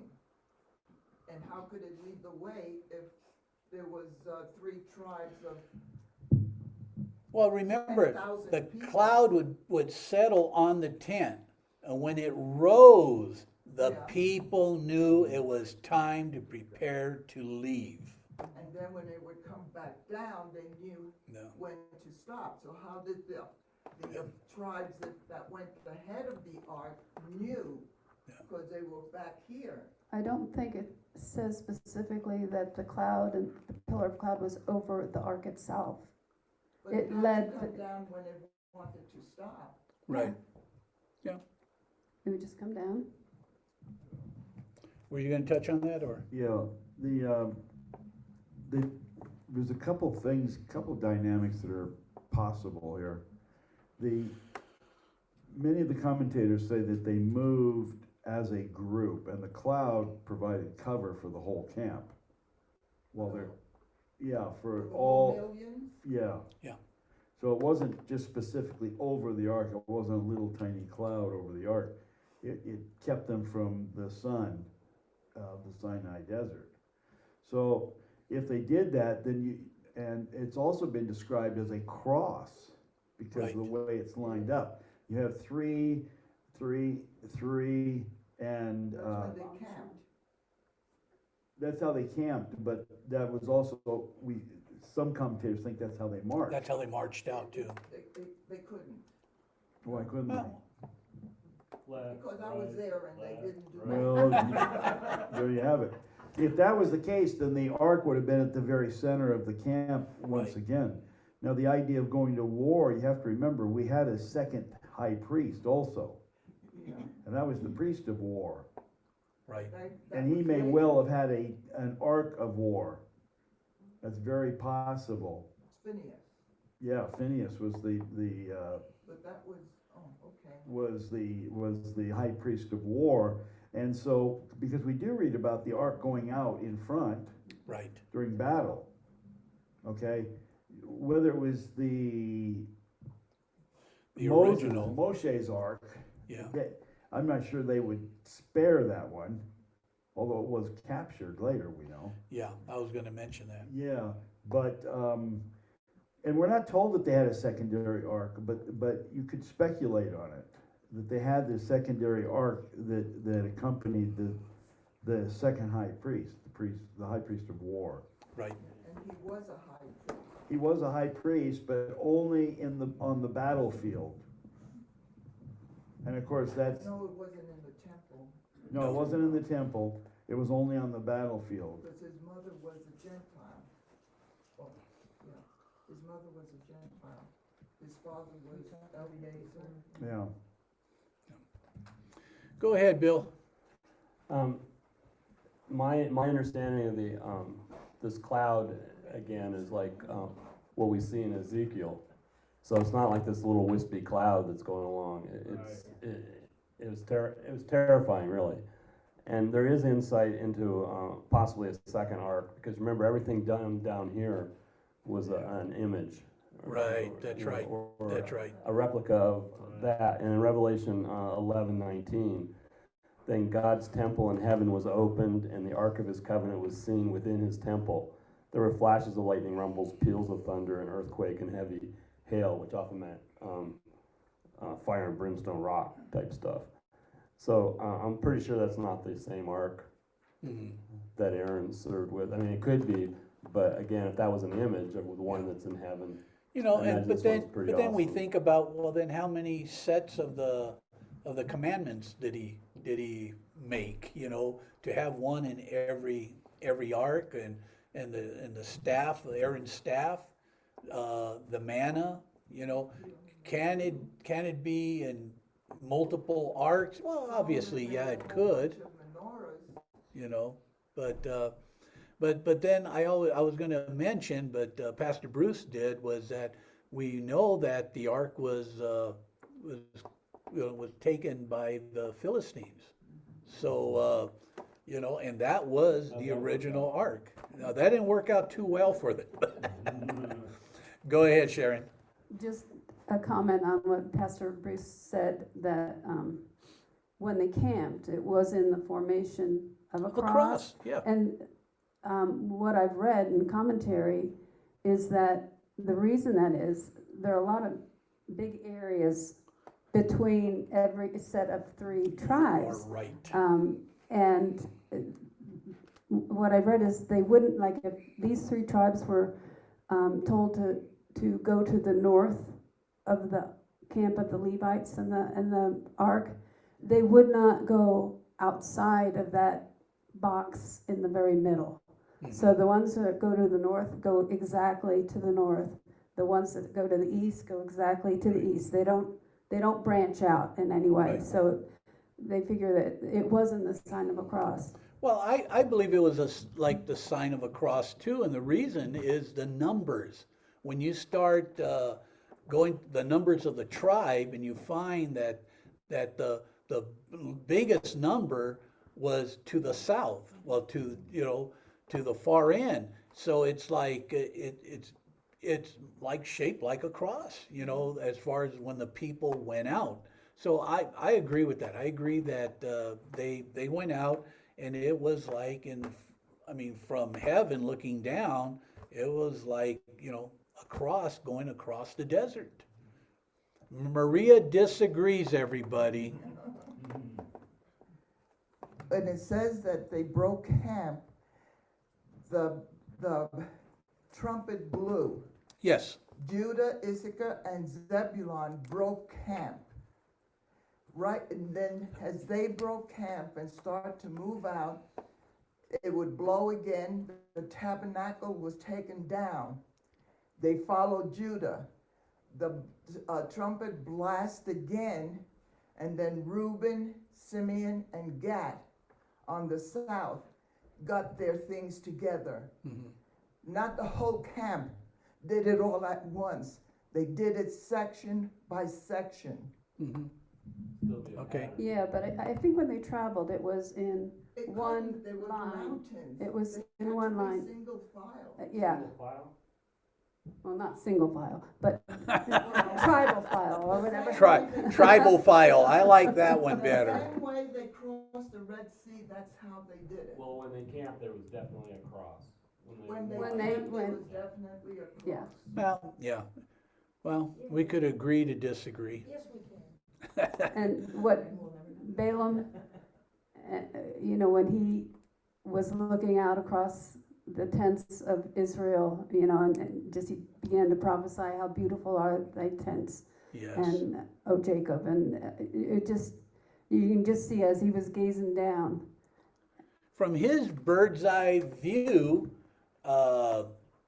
he would have been able to see it, and it was a beautiful sight for him. From this pagan prophet. So it had to be something spectacular, and I don't know if not single file, but what was your term? Tribal file. I don't know if that would have been a spectacular view. Probably. That would just be like looking in a road. It was like a formation. At least, what's that? Yeah, yeah. Go ahead, Maria. Also, my theory on why it wasn't, they marched in the cross, because I think in Josephus it says that the section of Dan, Asher, and Naphtali, they were the last, Yep. because they were in the north, and their duty was to pick up stragglers or anything that happened to drop. They would pick it up, and then when they would camp, I guess they would say, Return hey, them. that's lost and found. Lost and found. So it was the Jew. Hey, so it was the Israelites who invented lost and found then.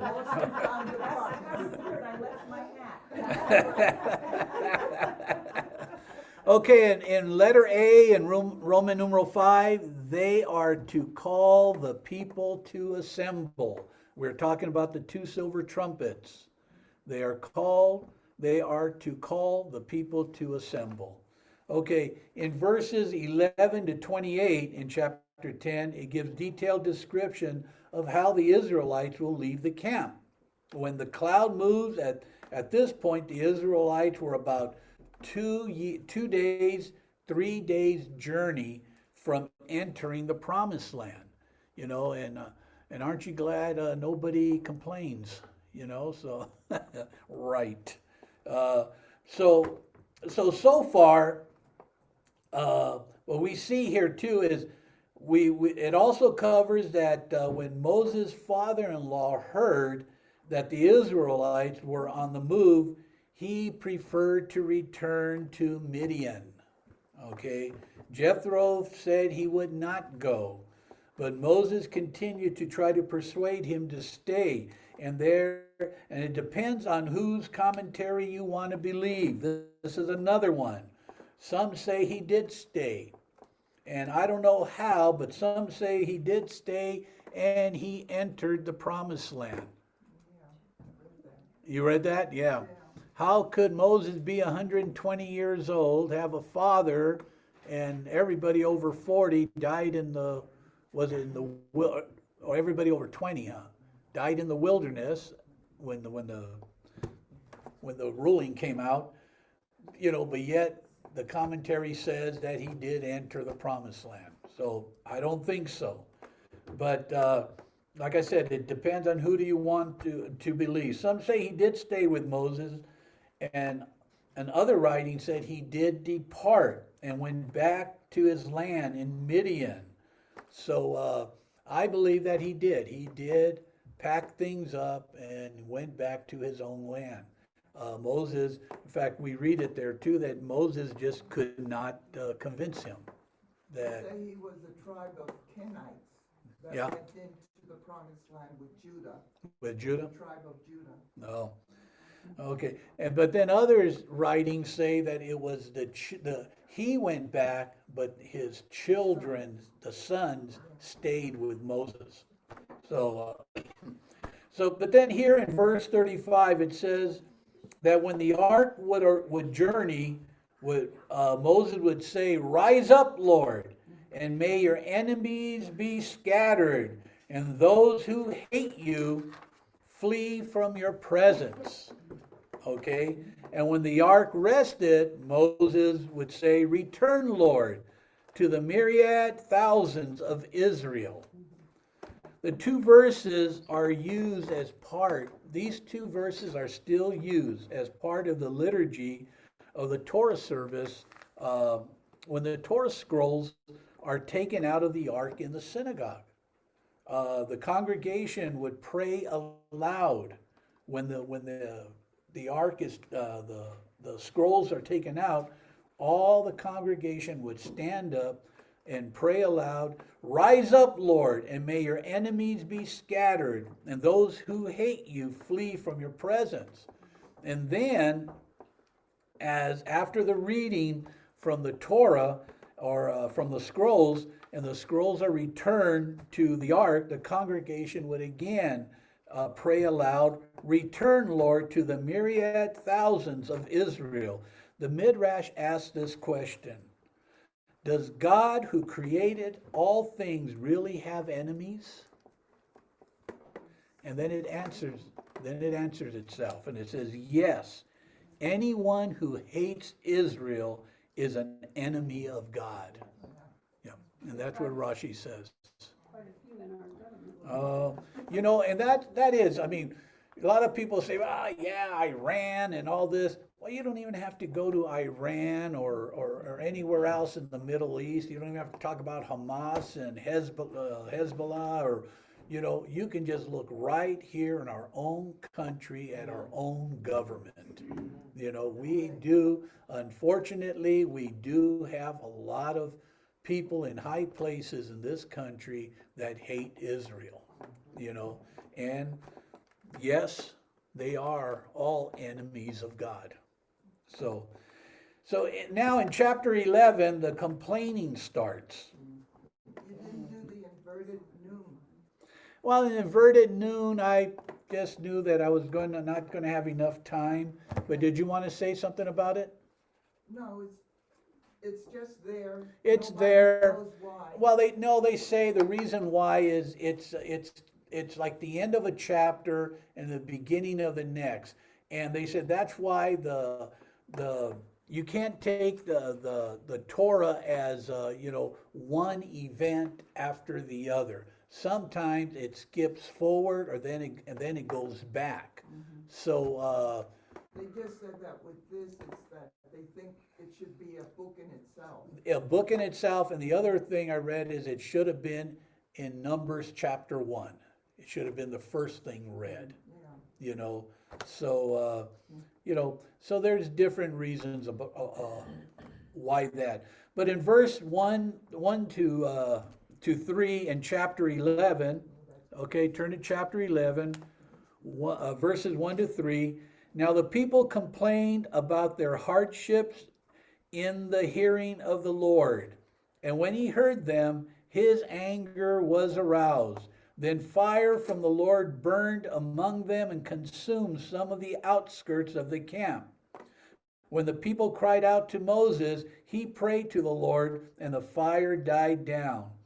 So that place was called Tamarah, because fire from the Lord had burned among them. We have read several times that people complained, and every time God would get angry and punish them. This was the mixed multitude. That's what, and do you believe that? Because that's exactly what the rabbis say. Because it says the edge of the camp. And that's that, where the Outskirts. yeah. well, how about part of the mixed multitudes of other tribes? Because the mixed multitude wasn't only in the tribe of, let's say, Judah. It was there was a mixed multitude in Ephraim, Benjamin, So and it says, but I know what you're saying, because every Hebrew commentary says that the Hebrews did not complain. It was only the mixed multitude. No, Jews don't, it says but yet, multitude and the sons of Israel. I was going to say, because how many times does he say the stiff-necked people, okay? and he's talking about the Hebrews. Okay, but but like I said, there is a simple lesson here, because God's going is punishing the people who are complaining, and some of them were even killed. Okay, but the simple lesson is, don't complain. You're getting free meals every day. you know, this time the complaint came up about what they had to eat. Manna was a substance that when you bake, this is from the writings. The rabbi said that the manna would taste like whatever you wanted it to taste like. If you wanted barbecue chicken, well, it could taste like barbecue chicken. If you wanted rice pudding, if you love rice pudding, it could taste like rice pudding. So the people complained, but the people complained that they wanted meat. Why would they complain? Like I said, the manna was able to taste like meat too, if that's what they wanted. Okay, I don't think I ever worked it. I'll tell you what. I put this in today's with me. I don't think I ever worked a job with a bunch of workers that I didn't have somebody there who complained, was a whiner. You could give the person a free pizza, and he would complain, well, why didn't we get a Subway sandwich? Or breadsticks. Or bread, yeah, or whatever happened. There's not enough cheese on it, or so. I've always had that. I think some of the worst people I've ever worked with are complainers, and at my work now with the county, I work with a guy like that. Nobody does anything right except him, And You know what you do with a person like that? yeah. Well, this is a demonstration here. Do it with Bill. Whatever it is. Here's some cheese to go with that wine. Good demonstration there. They missed it. Yeah, Zoom, you missed it. Ray got up and went and grabbed some string cheese, handed it to Bill, and said, "Here's some cheese to go with that wine." What the implication? You know what? I don't know. But that would have been a lot of cheese that would have to go out that day. So but it's no different 3,500 years ago as it is now, except God sent fire down from heaven at that time to deal with the complainers. So go ahead, Maria.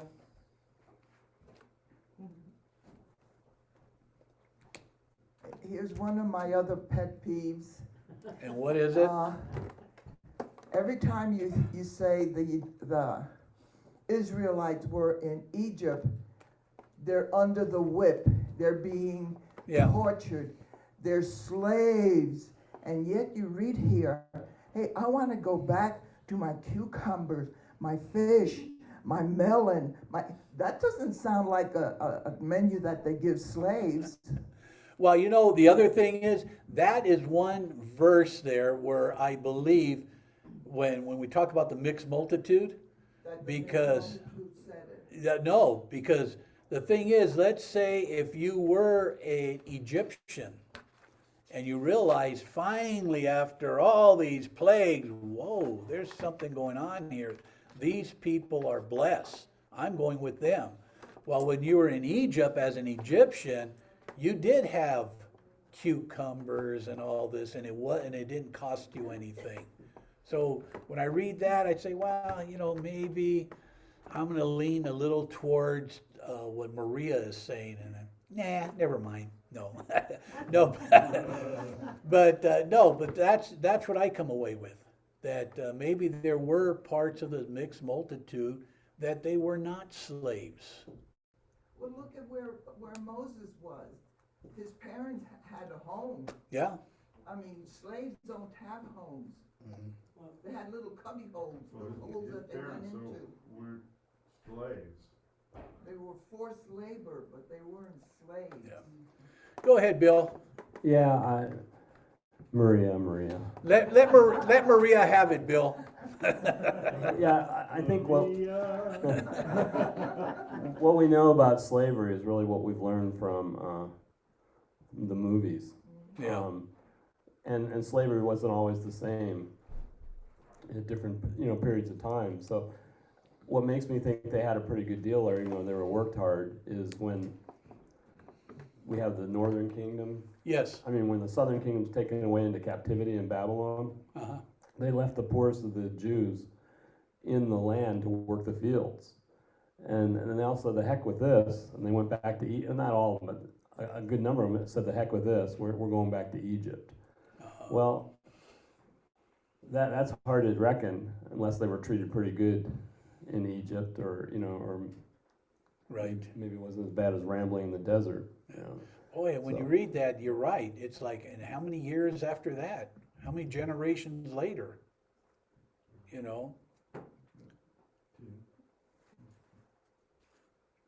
Go ahead, Sharon. Also, we read that the slaves, once they were freed, wanted to stay with their master. Right. They would put the awl in their ear. Yes. Obviously, they were treated quite well. Yeah. Even though they worked for the master, they were given free food, kind of like a socialist society, I would say. Yeah. Pastor Bruce? Yeah, slaves were property. It was like you buy a car. You don't go out and beat it up. Liberal history has focused on the worst aspect of slavery. But the fact of the matter is, even in the South, in the Civil War, the Confederate States had black regiments long before the Union did. And the blacks were fighting for the South. And so these were not people that were abused and mistreated. Most slaves weren't, because it was property and they were expensive. And the landowners' ability to exist and produce and be prosperous depended on his workforce, the slaves. So we get the worst side of slavery, and yes, it happened. Yeah. I mean, slaves were mistreated, but not all slaves. Right. Were mistreated. Yeah. Frank? Yeah, so this idea that I got in my head about the slaves being forced to make bricks with straw, and then Pharaoh got mad at them and then took away the straw as a form of punishment. Is that fantasy, or did it actually happen? Well, it actually happened. He took it away and said, "Here, you guys go out. Instead of the Egyptians supplying you with it, you go out and get it yourself, but you have to give me the same number of bricks that you're giving me before." So that wasn't a good treatment? No, nope. A Pharaoh rose up that didn't know Joseph. In other words, he wasn't partial to the Jews, Right. Jewish slaves. Yeah. And they did mistreat them at that point. But up until, they were there 400 years. Right. The vast majority, in fact, the Pharaoh, they got jealous because they were so numerous. Yeah. And they were prospering, and Yeah. he got a little nervous about that. Yeah, he was worried. He was worried that, hey, if war breaks out and they join the other side, well, he's going to be wiped out. So he put some harsh, labor on them. And yet some of them wanted to return to that. Some, exactly. But you know what ticked off the Lord? This is my idea. What ticked him off worse than anything else was just the fact they wanted to return to Egypt. He pulls them out of Egypt, gives them their freedom, and yet the Israelites, they're not satisfied with the manna. Cry, and they're crying for what? For meat, for fish, for vegetables that they had in Egypt. God is angry that they have this attitude. So what does he tell them here in this chapter? He says, "You want meat? I'll give you meat. Here, you're going to have meat where it's coming out of your nose. And, you know, God, you know, and then the other thing is Moses expresses what skepticism that God can provide enough meat that would feed a large population that's out there. You know, and this is where God gets on Moses' case, and he says in Numbers 11:23, he says, "And the Lord said to Moses, is the Lord's hand shortened that you shall now you shall see whether my word will come true for you or not." Okay, you know, this is pretty straightforward. God plans to deal with the complainers by giving them so much meat that, you know, like I said, it's going to come out of their pores, basically. And then at the end of the chapter, you read how God kills the complainers. And he kills them even while they were chewing the meat that they craved. Okay, go ahead, Sharon. It just shows you how gratitude really is beneficial to every one of us. Amen. And ingratitude just pushes you farther away from God. Yeah. So when you're finding yourself complaining about something, you know, just like that old Christian song, you remember all the blessings and count your blessings, Right. and be thankful for everything God gives us. You know, and you think about Moses, how much God loved Moses, the most humble man there that ever lived. You know, it's giving us instructions there on you know, quit whining, you know, quit complaining, you know, humble yourself. You know, in Philippians 2:14 and 15, it says, "Do all things without complaining or arguments, so that you will prove yourselves to be blameless and innocent, children of God above reproach in the midst of a crooked and perverse generation, among whom you appear as lights in the world." You want to be a light?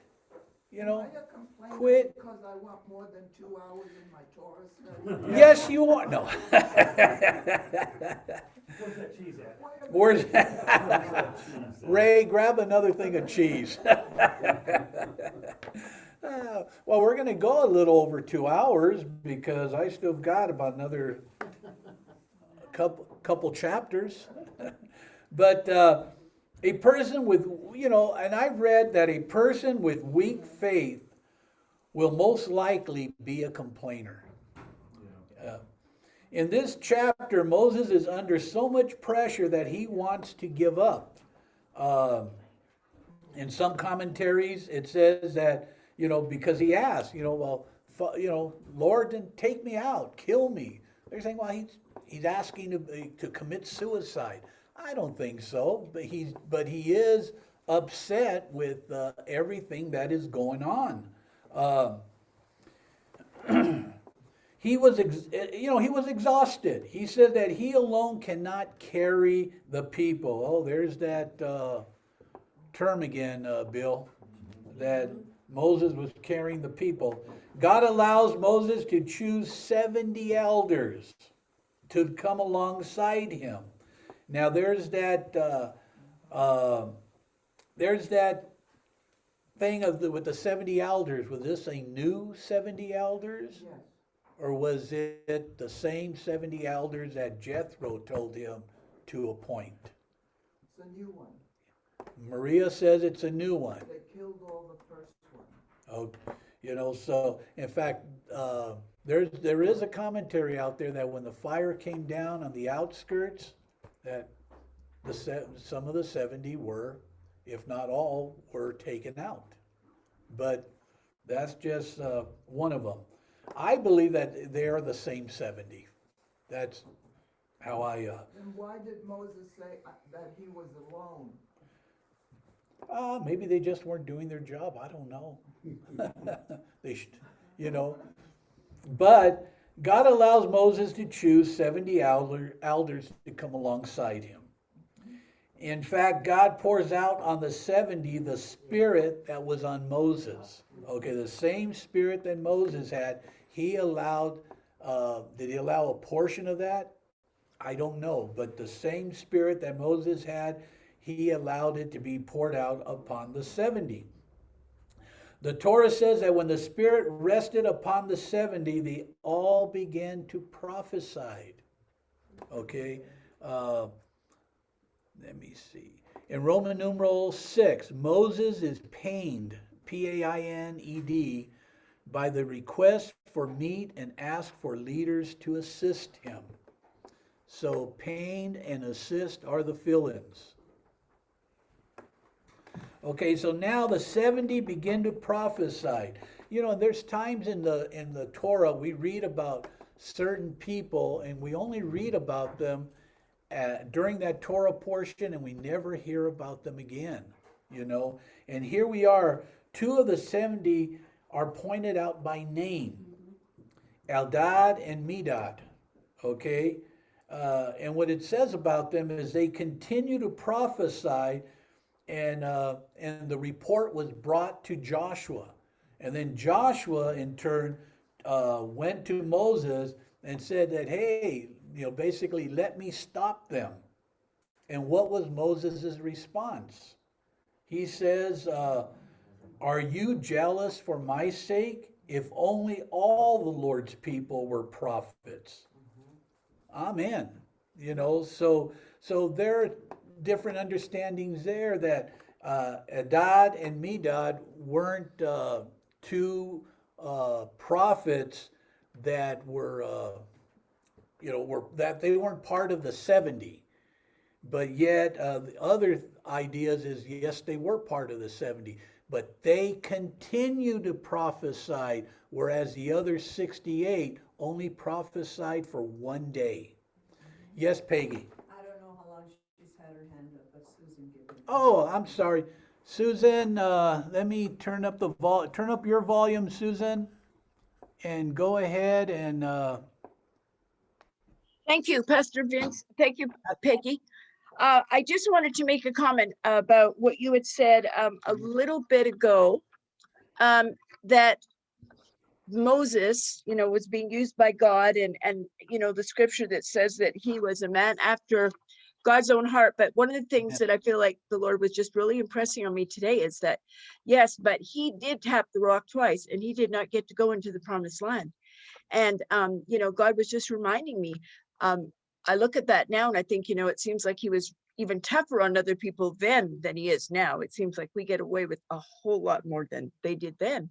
But I feel like God was just reminding me that, you know, we can be a man or woman after God's own heart, but we still may not be able to go into the promised land if we're not doing what he wanted us to do. And he was using Moses as an example for us because he wants us to follow him. And, you know, look what happened to him. So I just wanted to share that part. Thank you. Amen. And I agree with you, Susan. I mean, today, boy, imagine, you know, how much fire would the Lord pour down on us? In fact, I still believe that this nation is going to be judged because of all the aborted babies. You know, it's not going to go unpunished. Go ahead, Sharon. Well, I'm trying to understand what Susan meant about not going into the promised land. If we confess with our mouth and believe in our heart that Yeshua is Lord, and I think, does that mean, so Susan, do you think some of us are not saved, or? I don't think she was talking about that. I think she was referring to Moses himself, the fact that here it is, one of the most righteous men that ever lived, the most humble man that ever lived, and yet he wasn't allowed to go into the promised land. And I think just to add to that, our promised land could be here on this earth here while we're here too, as far as him blessing us. And, you know, he always takes care of us, but, you know, we go into the deserts as well as the mountaintops to learn our lessons, you know. Yep. Thank you. Okay, thank you for sharing. Okay, let me see. In letter A of Roman numeral 6, Eldad and Medad continued to prophesy among the people. You know, we have prophets today. There are many people who can prophesy, as well as there's many other gifts out there that the Lord gives us. So I was, when you read this, Moses didn't say, time out. I'm the only prophet here amongst everybody. It was like, come on, people, rise up to what the Lord is giving you. Take your seat into into your calling. And here we read where two men did continue to go after their calling. And like I said, here we read about these two men, but we don't read about them again. So they probably continue to prophesy, and speak. There's a lot of writings out there that they prophesied about the wars that they had and stuff like that. But who knows? Who knows? Okay, now we're going to get to, and then, like I said, all this grumbling against Moses. You would think that the Israelites will learn their lesson when it comes to grumbling. Not so. Like I said, there's still 2 or 3 days out from the promised land, and these people are grumbling. Okay, we're going to read in Numbers 12 yet another account of grumbling against Moses and his leadership. But this time the grumbling doesn't come from the regular people. It comes from the leadership. Okay? I would like to tell you that this congregation has never had a breakup, but I can't tell you that. Over the years, there has been some grumbling amongst leadership, and unfortunate. And I'll tell you one thing right now. It's not with your leadership now. You've got a real good leadership in place, and continue to pray for us, and that we do hear from the Lord, and we guide this congregation in the way that the Lord sees fit. So we're going to read that there's another account of grumbling, and like I said, it's from the top. It's from Miriam and Aaron. Okay, so in let's see. Well, let's read a little bit. It says in Numbers 12:1, then Miriam and Aaron spoke against Moses because of the Cushite woman whom he had married, for he had married a Cushite woman. Now, I'm going to ask a question. Was Moses married once or twice? And was his wife a Cushite? 2 questions there. Zipporah. You think he was married twice because that's where we're going to go. We're going to go with he was either married twice or he was only married once, because that's where all your commentaries go. Commentators have suggested 2 possible answers to those 2 questions. Either this is a reference to a second wife of Moses, and she is indeed a Cushite, or this is a reference to Zipporah herself. Okay?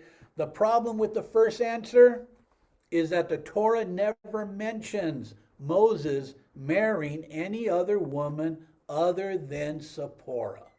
We take into this assumption that he was a general, and when he went down to Cushite, the land of Cush, he defeated the armies down there, and he took one of the general's daughters or whatever. It's just an assumption, but it's not. It's like I said, it's not there. The problem with the second answer is that Zipporah is a Midianite, not a Cushite. Cush is a descendant of Ham, whereas Midian is a descendant of Keturah, who bore him to Abraham. Okay? So there are 2 differences of opinion as to what both Miriam and Aaron meant by their statement. One of those opinions is that a Cushite is someone who stands out because of their dark skin.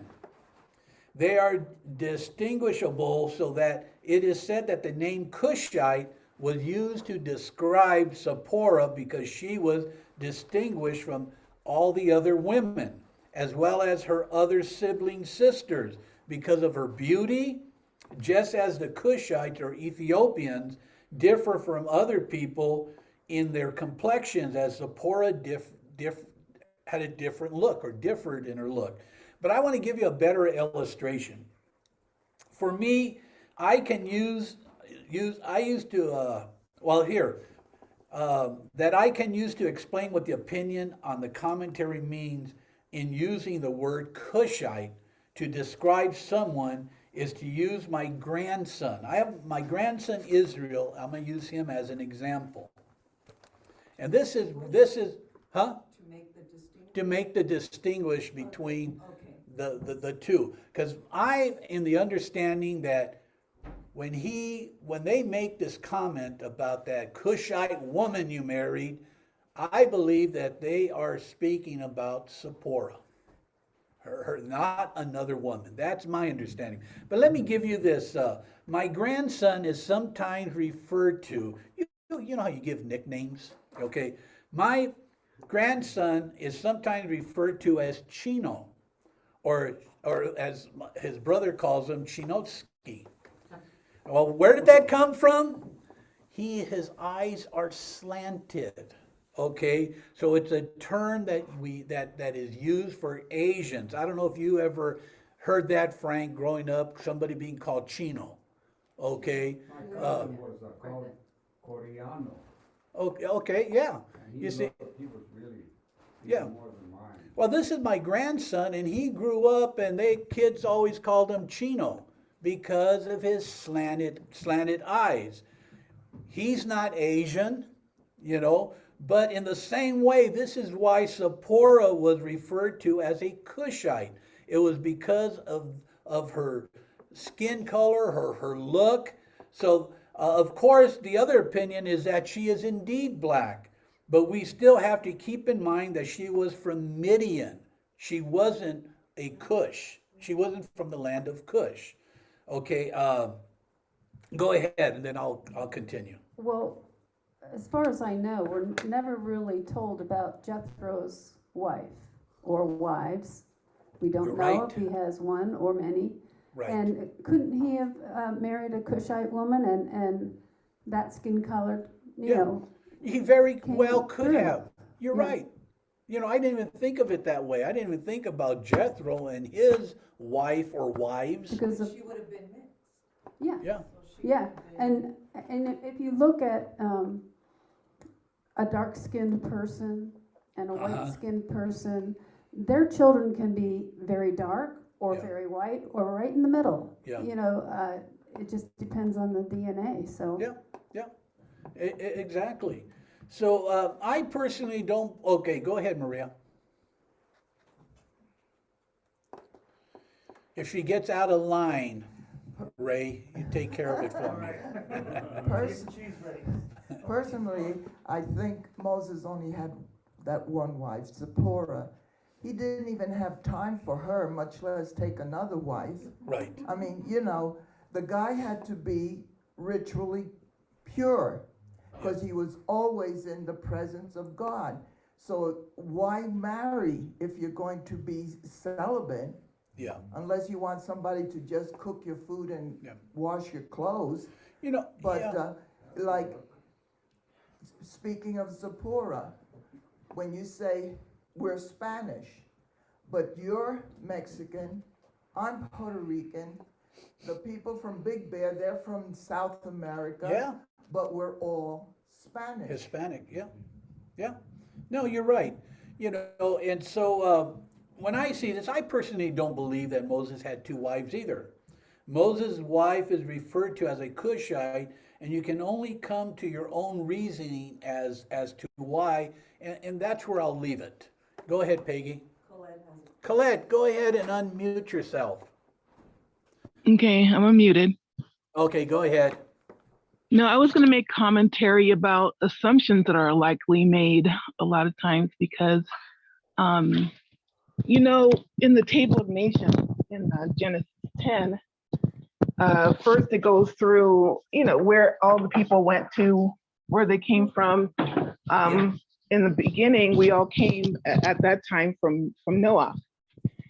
And there's no mention of them separating into like different nations or anything like that until the Tower of Babel. And that mention of where they went to and how they were dispersed because they were trying to build a tower and become one people. Right. So if they would have had succeeded, everybody would have just become one people because that was their intention, to make a name for themselves and not to disperse and not to scatter. I say all that because all the mention of who looks like what and how physical features may or may not have been is all really speculation.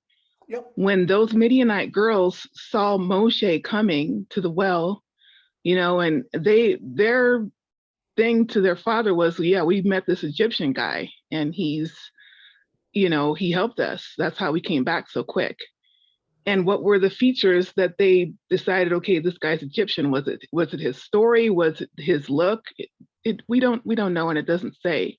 But I think we make a lot of assumptions by saying that even the Israelites at this time look a certain way, because there are 4 baby mamas in the equation at this point. Jacob had 4 different wives or 4 different women that produced this nation of people. They don't necessarily all look the same themselves because of them having 4 different mothers that they all came from. So I think that the speculation about the Egyptian and whether or not she looked a certain way or had a different look than the rest, I think that they were just all brown people because literally most of the world is brown. And if there was a different way of like customs that can set them apart, maybe different types of family resemblances that set them apart. But them calling Zipporah, who was a Midianite, an Egyptian or whatever, it says early on in the text that Midian, which was the sons of Keturah, they hung out with Ishmael and their mom was Egyptian. So I don't think that there's like these huge distinctions where people are like, wow, you could really tell that this or that or the other. I believe it's more of a matter of customs and how people act rather than whether or not that they have some stark difference or look from, or even complexion from one another. And you hit on it, and there's a lot of commentary out there that there's a lot of truths, and then there's a lot of assumption. They take the freedom of just assuming that. Well, but still, Miriam and Aaron made the comment. Yeah, and that's what we're getting at too. Is we're going to get at it's Miriam and it's Aaron, the 2 of the leaders. They're the ones that are making a comment like that. So thank you for sharing, Colette. Go ahead, Pastor Bruce. I would also add that in the New American Standard, this, for he had married a Cushite woman, is in parentheses, which normally means it was added into the text later, at a later date. That becomes another issue. Yeah. You may have a commentator here trying to explain something to the readers. Right. That may or may not be true. It might just be his opinion. Right. So that becomes an issue. I'm just kind of looking up the Hebrew here to see if it's in the Hebrew. Right. But you're only talking about where it says he married a Cushite. Yeah. Right? Yeah. No, it is listed here in the Hebrew, Yeah. Cushite. So when that was added, we don't really know. You'd have to do a whole study on that, you know what I mean? Yeah. But what's really important about Numbers 12 is not so much about Moses' wife. It's more about his siblings, his leadership coming against him. Numbers 12 says, and they said, is it a fact that the Lord has spoken only through Moses? Has he not spoken through us as well? And the Lord heard this. They grumbled about wanting equality in leadership, and their reason was because they felt that they were prophets just like Moses. To them, they were equal with Moses. But God has a strong rebuke for Miriam and Aaron. Let's, in Roman numeral 7, Miriam's and Aaron's Lashon Hara against Moses.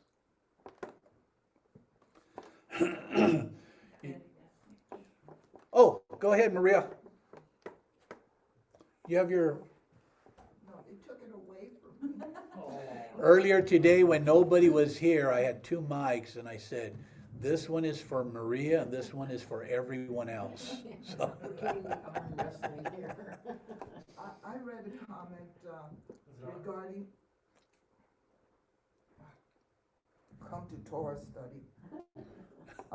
I read a comment from a rabbi, and it may not be true, but it made me think regarding this, that Miriam saw that Zipporah, because there's a cross-reference that says, when it says Cushite woman, Exodus 2:21, and it says Zipporah, but that she was saying, you know, Moses is not paying attention to his wife and has a duty of a husband.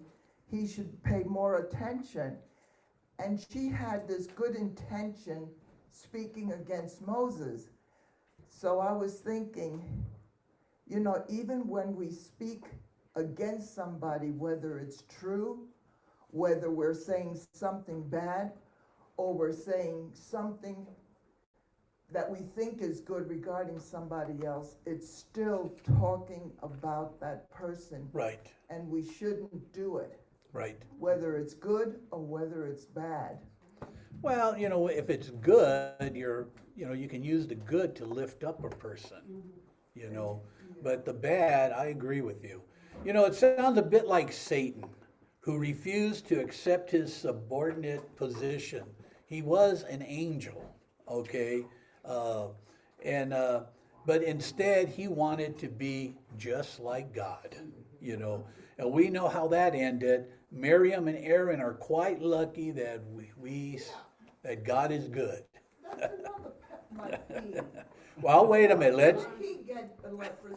We'll hit on that a little bit. We'll hit on that a little bit. In Numbers 12:3, it says, "Now the man Moses was very humble, more than any other person who was on the face of the earth." So let me say this about verse 3. In my studies, I came across the thought that Moses didn't write verse 3.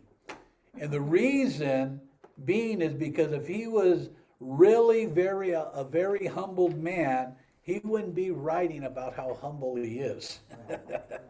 But in defense of Moses being a humble man, whether he wrote it or not, we can take that to mean that Moses didn't defend himself. Most leaders don't need to defend themselves from those they lead. Okay?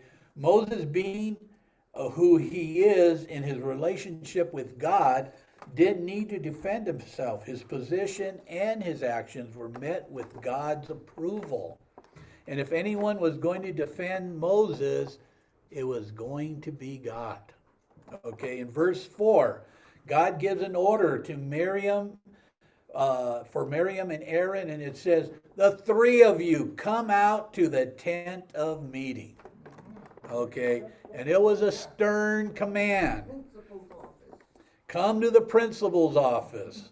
Then God comes down in a pillar of cloud and asserts, he makes it clear that Moses is the main leader, superior in rank to Miriam and Aaron. And then in verse 8, God asked Miriam and Aaron why they weren't afraid to speak against his servant Moses. God didn't even wait for an answer. Instead, it says in verse 9 that the anger of the Lord burned against them and he departed. Okay, Aaron and Miriam were prophets too, but how they received their revelation from God showed that they were subordinate to Moses. God had to remind Miriam and Aaron that he communicated with Moses face to face. But to them, he only spoke through visions and dreams. Okay? So their offense was met with severe punishment. God struck Miriam with leprosy because it was Miriam who was she was struck with leprosy because it was her who suggests that it was she it suggested that it was her that initiated the gossip about Moses. Okay, so that's why she was struck with leprosy. And who made the golden calf? You know, Tell me it was Miriam. Or it was the people in under Aaron's jurisdiction. Okay, now. Comment. Okay. Because Maria always comes again and God this and with the woman, but. Don't be rebellious. Well, Because I look at this and I think that women are called to a higher calling. And when you're called to a higher calling, you better get it right or you're going to pay the price. Mary was called to a high calling and she had better be a virgin. So I look at this when the woman has to pay this price and the one, we're called to a high calling. And we should be appreciative of that and not look at it as, well, God does this to the woman, but he doesn't do that to the man. We're called to a high calling. okay, I said that last. Call it whatever you want, better or, yeah. But God, I mean, women are called to a high calling. Women are more spiritual than men. I said that last week, that the reason that the women had to go through this initiation of drinking the bitter waters to see if she committed adultery was because through the women that the line was kept pure. Right. And God wanted the woman on a different level than the men. I said that last week. I said that last week. But that still doesn't mean So no complaints about Okay, Miriam was let me always move on. Always, Okay. always. Then take it up with God. Let me move on. I say gossip because in verse 1 it says that Miriam and Aaron spoke against Moses. They didn't go directly to Moses to complain. They were gossiping about Moses with one another. Moses, it's like saying Moses thinks all this or all that, and he really isn't. We're prophets too, and they went on and on. Miriam and Aaron were grumbling between each other about Moses, knowing that Moses couldn't hear them. If you read that there, Moses couldn't hear them complaining, but there was one person there that could, and that was God. So that is what angered him. So what is the punishment for gossiping that we read about in the Bible? Lashon hara, the evil tongue, it's leprosy. Okay, Miriam instigated the gossip and received God's punishment for it. Aaron pleads before Moses for her healing and acknowledges that their gossiping was a foolish sin. Then Moses, God's prophet, pleads before God for her healing, as a good leader would. So if they would have done it where Moses could hear them, would it still be the same, considered the same? If Moses it was still gossip, but if they would have approached it differently and went to Moses and said, well, why do you do this? I don't think we'd be reading that account here. But if they would have been in where he could hear them and they were doing this, yes, it's still gossip. Yeah. Okay, we have covered this parashah many times. Aaron could not be given leprosy for his part because of his position in the community. Remember, he was the high priest. Leprosy is like being compared to being dead. Death cannot be in the presence of God. Aaron being the high priest, he was always in the presence of God. So there's a reason why he did not receive this same punishment. The Humash states that Miriam's leprosy was healed immediately We're thinking she was put outside the camp for 7 days. For 7 days she had leprosy.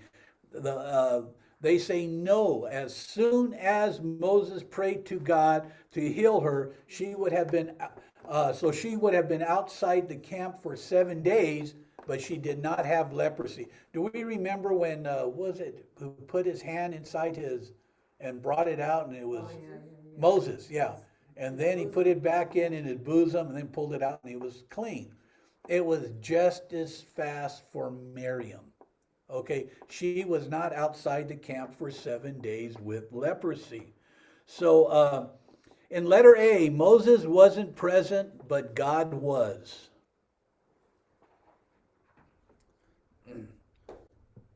And then we are told that the people did not journey until Miriam joined them. She was the most honored woman of her time. It wasn't until she rejoined the community that the cloud moved and the people went out. That she was just such an honored woman. I think the only person that I read in scripture that I think would be honored more than Miriam was the other Miriam, the mother of Yeshua, you know. And then then it talks about Moses being a great prophet. You know, in Deuteronomy 34, it says, there has never again been a prophet in Israel like Moses. The Lord spoke face to face with him and sent him to perform powerful miracles in the presence of the king of Egypt and the entire nation. No one else has ever had the power to do such great things as Moses did for everyone to see. And that's in Deuteronomy. Okay. In letter B, Moses is a man of extreme humility. Extreme is the fill-in. Okay. And then I'm going to go on, and God, in letter C, God defends Moses by pointing out Moses' superiority over all the other prophets. So the fill-in letter C is defends.